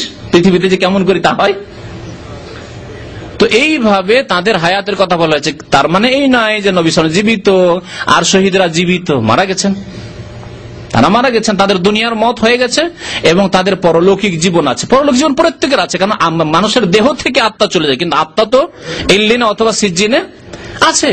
পাপী হলে সিজ্জিনে শাস্তি পাচ্ছে, তাহলে তার আত্মা তো আছেই, কিন্তু তার জীবন হচ্ছে অসম্মানজনক জীবন, নিকৃষ্ট জীবন। সৎ লোকের জীবন সম্মানজনক জীবন, সৎ লোকের মধ্যে আবার শহীদ অতি সম্মানজনক জীবন। রাসূলুল্লাহ সাল্লাল্লাহু আলাইহি ওয়াসাল্লাম, আম্বিয়া কেরাম, তাদের জীবন আরো উচ্চ সম্মানজনক জীবন। কিন্তু বারজাখী পরলৌকিক জীবন রয়েছে, সেটি দুনিয়ার জীবনের মতো নাই। সুতরাং এই কথা বলা যাবে না যে নবী সাল্লাল্লাহু আলাইহি ওয়াসাল্লাম জিন্দা রয়েছেন, হায়াতুন নবী, শহীদরা জীবিত রয়েছেন। বলতে হবে পরলৌকিক জীবনে সুন্দর জীবন রয়েছে তাদের, পরলৌকিক জীবনে তাদের সুন্দর হায়াত রয়েছে, সুন্দর জীবন রয়েছে। জি, তাহলে কোরআনের আয়াতগুলিতে সমন্বয় হয়ে যাবে, হাদিসের সমন্বয় হয়ে যাবে। বলা হয়েছে মত হয়েছে, মারা গেছেন তারা। নিজামুদ্দিন আউলিয়া, তাদের কাছে পজিটিভ আছে, নেগেটিভ নেই। আর একটা কথা তবলিগী ভাইদের, তাদের দাওয়াতের কোর্সে আছে যে পজিটিভ করো, নেগেটিভ করিও না। মানে হ্যাঁ বাচক শিখাও, হ্যাঁ হ্যাঁ এটা করো করো করো করো করো, ফজিলত এই পারলে এই করলেই পাবে, কিন্তু না নিষেধ করা, বলছে এটাতে ঘৃণা ছড়াবে। তাদের ভাষায় বলছি, নিষেধ যদি করেন তাহলে কি হবে? ঘৃণা ছড়াবে, সেজন্য কোনো সময় নিষেধ করতে হবে না। এটা তাদের একটা কোর্সের তালিম। যারা চিল্লাতে যায় তাদেরকে এই তালিম দেয়, খবরদার বলো যে নামাজ পড়েন ভাই, হ্যাঁ বেশি বেশি নেকি করেন, এত ফজিলত পাবেন, সালাম দিলে এত নেকি পাবেন, চিল্লায় গাছতে বেরোলে এই নেকি পাবেন, কিন্তু বলবেন না মদ খাইলে এই গুনাহ, আর শিরক করলে এই গুনাহ। না না, খবরদার। আর শিরকের কথা তো বলাই যাবে না, মদ বা অন্য কিছু এগুলো তো কখনো বলা, তাও ওটা তাদের করছেন নাই, কখনো হয়তো বলে দিতে পারে, কিন্তু শিরক না, ওটা বলতে আর বলছে যে হাজা ফিহে তানফির, এটাতে ঘৃণা ছড়ানো হবে। ঘৃণা আমরা ছড়াবো না, আমরা মানুষকে টানবো শুধু পজিটিভ দিয়ে। অথচ ইসলাম শুধু পজিটিভের নাম নয়, পজিটিভ নেগেটিভ দুটোর নাম। লা ইলাহা ইল্লাল্লাহ, কলেমাতে আমাদের নেগেটিভ পজিটিভ দুটোই আছে। কোরআনে আল্লাহ বলেছেন তোমরা শ্রেষ্ঠ জাতি, কুনতুম খায়রা উম্মাহ, কি জন্য? নেগেটিভ পজিটিভ দুটো আছে, তা'মুরুনা বিল মারুফে ওয়া তানহাউনা আনিল মুনকার, ভালো কাজের আদেশ দেবে আর সাথে সাথে আল্লাহ বলছেন অন্যায় কাজে বাধা দেবে। তাহলে একটা লোক নামাজ পড়ে না, যেমন নামাজ পড়তে বলবেন, নামাজ পড়েন অনেক নেকি পাবেন, তেমনি বলতে হবে নামাজ না পড়লে মুসলিম থাকবেন না। নামাজই তো মুসলিম কাফের পার্থক্য করি। নামাজ না পড়লে চিরকাল জাহান্নামে থাকতে হবে। নেগেটিভ পজিটিভ দুটো লাগবে। জি, রাসূলুল্লাহ সাল্লাল্লাহু আলাইহি ওয়াসাল্লামের কবরকে ঘিরে রাখতে হবে, এই ধারণা সাহাবীদের মনে কেন আসলো? এই সময় কি বিদআতের কোনো কিছু ছিল? নবী সাল্লাল্লাহু আলাইহি ওয়াসাল্লাম সতর্ক করেছেন, বলেছেন এগুলো, এতগুলো সতর্ক করেছেন। সাহাবায়ে কেরাম, আমরা এতগুলি হাদিস যদি শুনে এলাম, কত হাদিস নবী সাল্লাল্লাহু আলাইহি ওয়াসাল্লাম তাদেরকে পড়ে শুনেছেন, খ্রিস্টান এরকম করেছে, তাহলে একদিন এরকম হবে। তারপরে নবী সাল্লাল্লাহু আলাইহি ওয়াসাল্লাম ভবিষ্যৎবাণী করেছেন। ভবিষ্যৎবাণীতে নেই যে আমার উম্মতের এক দল হবে যারা মুশরিকদের সাথে মিশে যাবে, তারা প্রতিমা পুজো শুরু করে দিবে, তারা আল্লাহ ছাড়া অন্যের পূজা শুরু করে দিবে। এইসব হাদিস কিতাবে তাওহীদের কোর্সে এসেছে। জি, নবী সাল্লাল্লাহু আলাইহি ওয়াসাল্লাম ভবিষ্যৎবাণী এরকম ছিল যে এক শ্রেণীর লোকেরা গোমরাহ পথভ্রষ্ট হয়ে যাবে। প্রশ্ন করেছে যে মৃত্যুর পর তো আত্মা ইল্লিন অথবা সিজিনে চলে যায়, তারপরে কি করে সালাম কবরবাসী সালামের জবাব দিতে পারে এবং তাদের আযাব হয়? উত্তর হয়ে গেছে যে পরলৌকিক জীবনকে দুনিয়া দিয়ে উপলব্ধি করা কিন লাতা স্মরণ, বোঝা যাবে না। যেভাবে নবী সাল্লাল্লাহু আলাইহি ওয়াসাল্লাম বলেছেন ওইভাবে বুঝতে হবে। সারা বিশ্বের সমস্ত লোকের যত লোক দুরুদ সালাম পড়ে, আল্লাহুম্মা সাল্লি আলা মুহাম্মদ বললেন, আসসালামু আলাইকা আইয়ুহান নবী ওয়া রাহমাতুল্লাহি ওয়া বারাকাতুহু তাশাহুদ বললেন, সমস্ত গুলি নবী সাল্লাল্লাহু আলাইহি ওয়াসাল্লামের কাছে নিয়ে যেয়ে দেওয়া হচ্ছে। তাহলে কত ভিড় লাগছে ফেরেশতাদের, চিন্তা করুন তো। তাহলে বোঝানো যাবে নাকি? হ্যাঁ, তাহলে এগুলি পরলৌকিক বিষয় বোঝানো যাবে না। আরেকটি বিষয় বলি, আমরা ঘুমের অবস্থায় যে স্বপ্ন দেখি তাই বুঝাইতে পারবো না। তাহলে কেমন করে স্বপ্ন দেখলেন বাংলাদেশ গিয়ে ফিরে চলে আসবে, বিবির সাথে দেখা হয়ে গেল, মাশাআল্লাহ ছেলে মেয়েকে আদর যত্ন করে চলে আসলাম, হ্যাঁ নাস্তা পানি খাইলো স্ত্রী, অনেক সময় খেয়ে দিয়ে চলে আসলাম, কিছুই বুঝতে পারছেন না। অথচ এখানে আপনার বডি পড়ে আছে। দুনিয়ার আমরা ঘুমের অবস্থায় বুঝতে পারি না। আল্লামা শাহ ওলিউল্লাহ মুহাদ্দিস দেহলভী এই ঘুমের অবস্থা দিয়ে কবরের জীবনটাকে বোঝাবার অনেকটা চেষ্টা করেছেন উনি, তার কিতাব হুজ্জাতুল বালিগা। অনেক সময় হয়ে গেছে।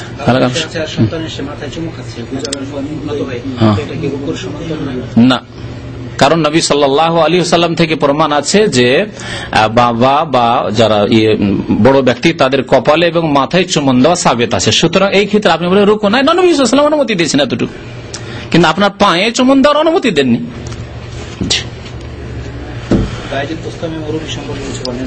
নবী সাল্লাল্লাহু আলাইহি ওয়াসাল্লামের যখন ইন্তেকাল হয়ে গেল, তখন আবু বকর সিদ্দিক রাদিয়াল্লাহু তাআলা আনহু আসলেন।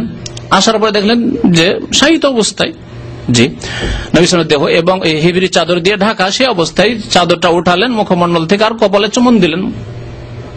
তাহলে তাতে তো অবশ্যই যুক্ত হয়েছে, কিন্তু আবু বকর সিদ্দিক রাদিয়াল্লাহু তাআলা করেছেন। নবী সাল্লাল্লাহু আলাইহি ওয়াসাল্লাম থেকে তার কাছে প্রমাণ ছিল যে এইরকম চুম্বন দেওয়া সাবিত রয়েছে বড়দেরকে কপালে এবং মাথায়, যতটুকু আছে তাতে থাকতে আপনাদের অসুবিধাটা কি? অসুবিধা হচ্ছে যে আগে যে বলেছি আমি জুমা মসজিদে, যে আপনাদের বেশি লবণ ঝাল খাওয়া অভ্যাস হয়ে গেছে, মানে বেশি বিদাত করা অভ্যাস হয়ে গেছে, পায়ে চুম্বন দেওয়া অভ্যাস হয়ে গেছে। এখন মাথায় কি করে ফিরে আসি? কোমরের নিচে কেন এত লোভ? আমাদের জামাল সাহেব বলছেন ওদিকে কেন এত লোভ?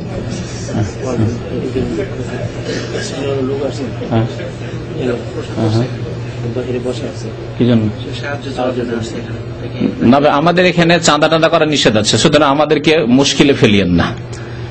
এখন এখানে সৌদি আরবে যে আইন কানুন, তাতে চাঁদা করা নিষেধ আছে। আমি আমার ব্যক্তিগত বলছি, আমার সাইন করা আছে যে আমি অঙ্গীকার করছি যে এখানে আমার জানা মতে কোনো চাঁদা হবে না।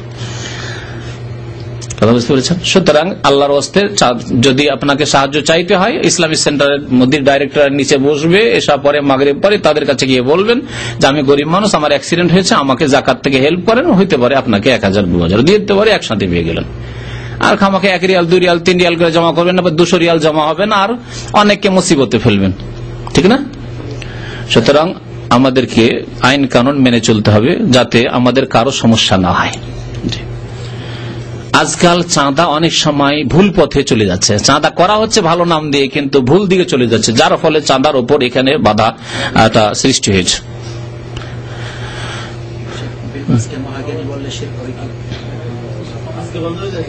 মহাজ্ঞানিকাল বলতে এসব ভাষার কি দরকার? তারপরে কেউ মোবাইল করে বলেন জ্ঞানী বর্ষ। জি, এক ভাই বিয়ে করবেন, এক ভাই ছুটে যাবেন, দোয়া চাইছেন আল্লাহ পাক রব্বুল যেন হেফাজতে রাখেন, আল্লাহ পাক যেন জাওজায়ে সালেহা নেক নারী দান করেন, আল্লাহ পাক আমাদের সবারই যেন হেফাজত করেন, আল্লাহ পাক দুনিয়া আমাদের সুখী করেন, আল্লাহ পাক আখিরাতে যেন সুখী করেন। সুবহান রাব্বিকা রাব্বিল ইজ্জাতি আম্মা ইয়াসিফুন ওয়া সালামুন আলাল মুরসালিন আলহামদুলিল্লাহি রাব্বিল আলামিন। বাংলাদেশ থেকে ফোন আসছে, এক মাদ্রাসা থেকে মাদ্রাসা শিক্ষক চাঁদা দিলে এখান থেকে তাকে দিতে হবে। না না জায়েজ না। বললাম যে আমি চাঁদা দিতে না। এরকম নিষেধ আছে আইনে তো, তখন আমাকে বলল সৌদি তারা কি সকলে কি কাফের হয়ে গেছে, দান করে না।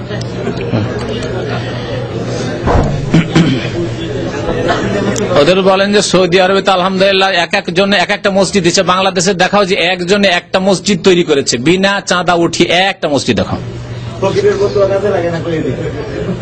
সৌদি আরবে প্রত্যেকটা মসজিদ এক একজন বা একটা ফ্যামিলি দিচ্ছে। 5 ভাই আছে, একটা মসজিদ একাই। তো এই যে মসজিদ তৈরি হচ্ছে, আর 5 তলা আমাদের ইসলামিক সেন্টার বিল্ডিং তৈরি হচ্ছে, এই যে মসজিদের পাশে গার্ডেন মসজিদ, একজন ব্যক্তি তৈরি করে দিচ্ছে। গোটা বাংলাদেশে, এমনকি গোটা ভারতে 10টা মসজিদ দেখান, 5টা মসজিদ দেখান যে একজন তৈরি করে দিচ্ছে।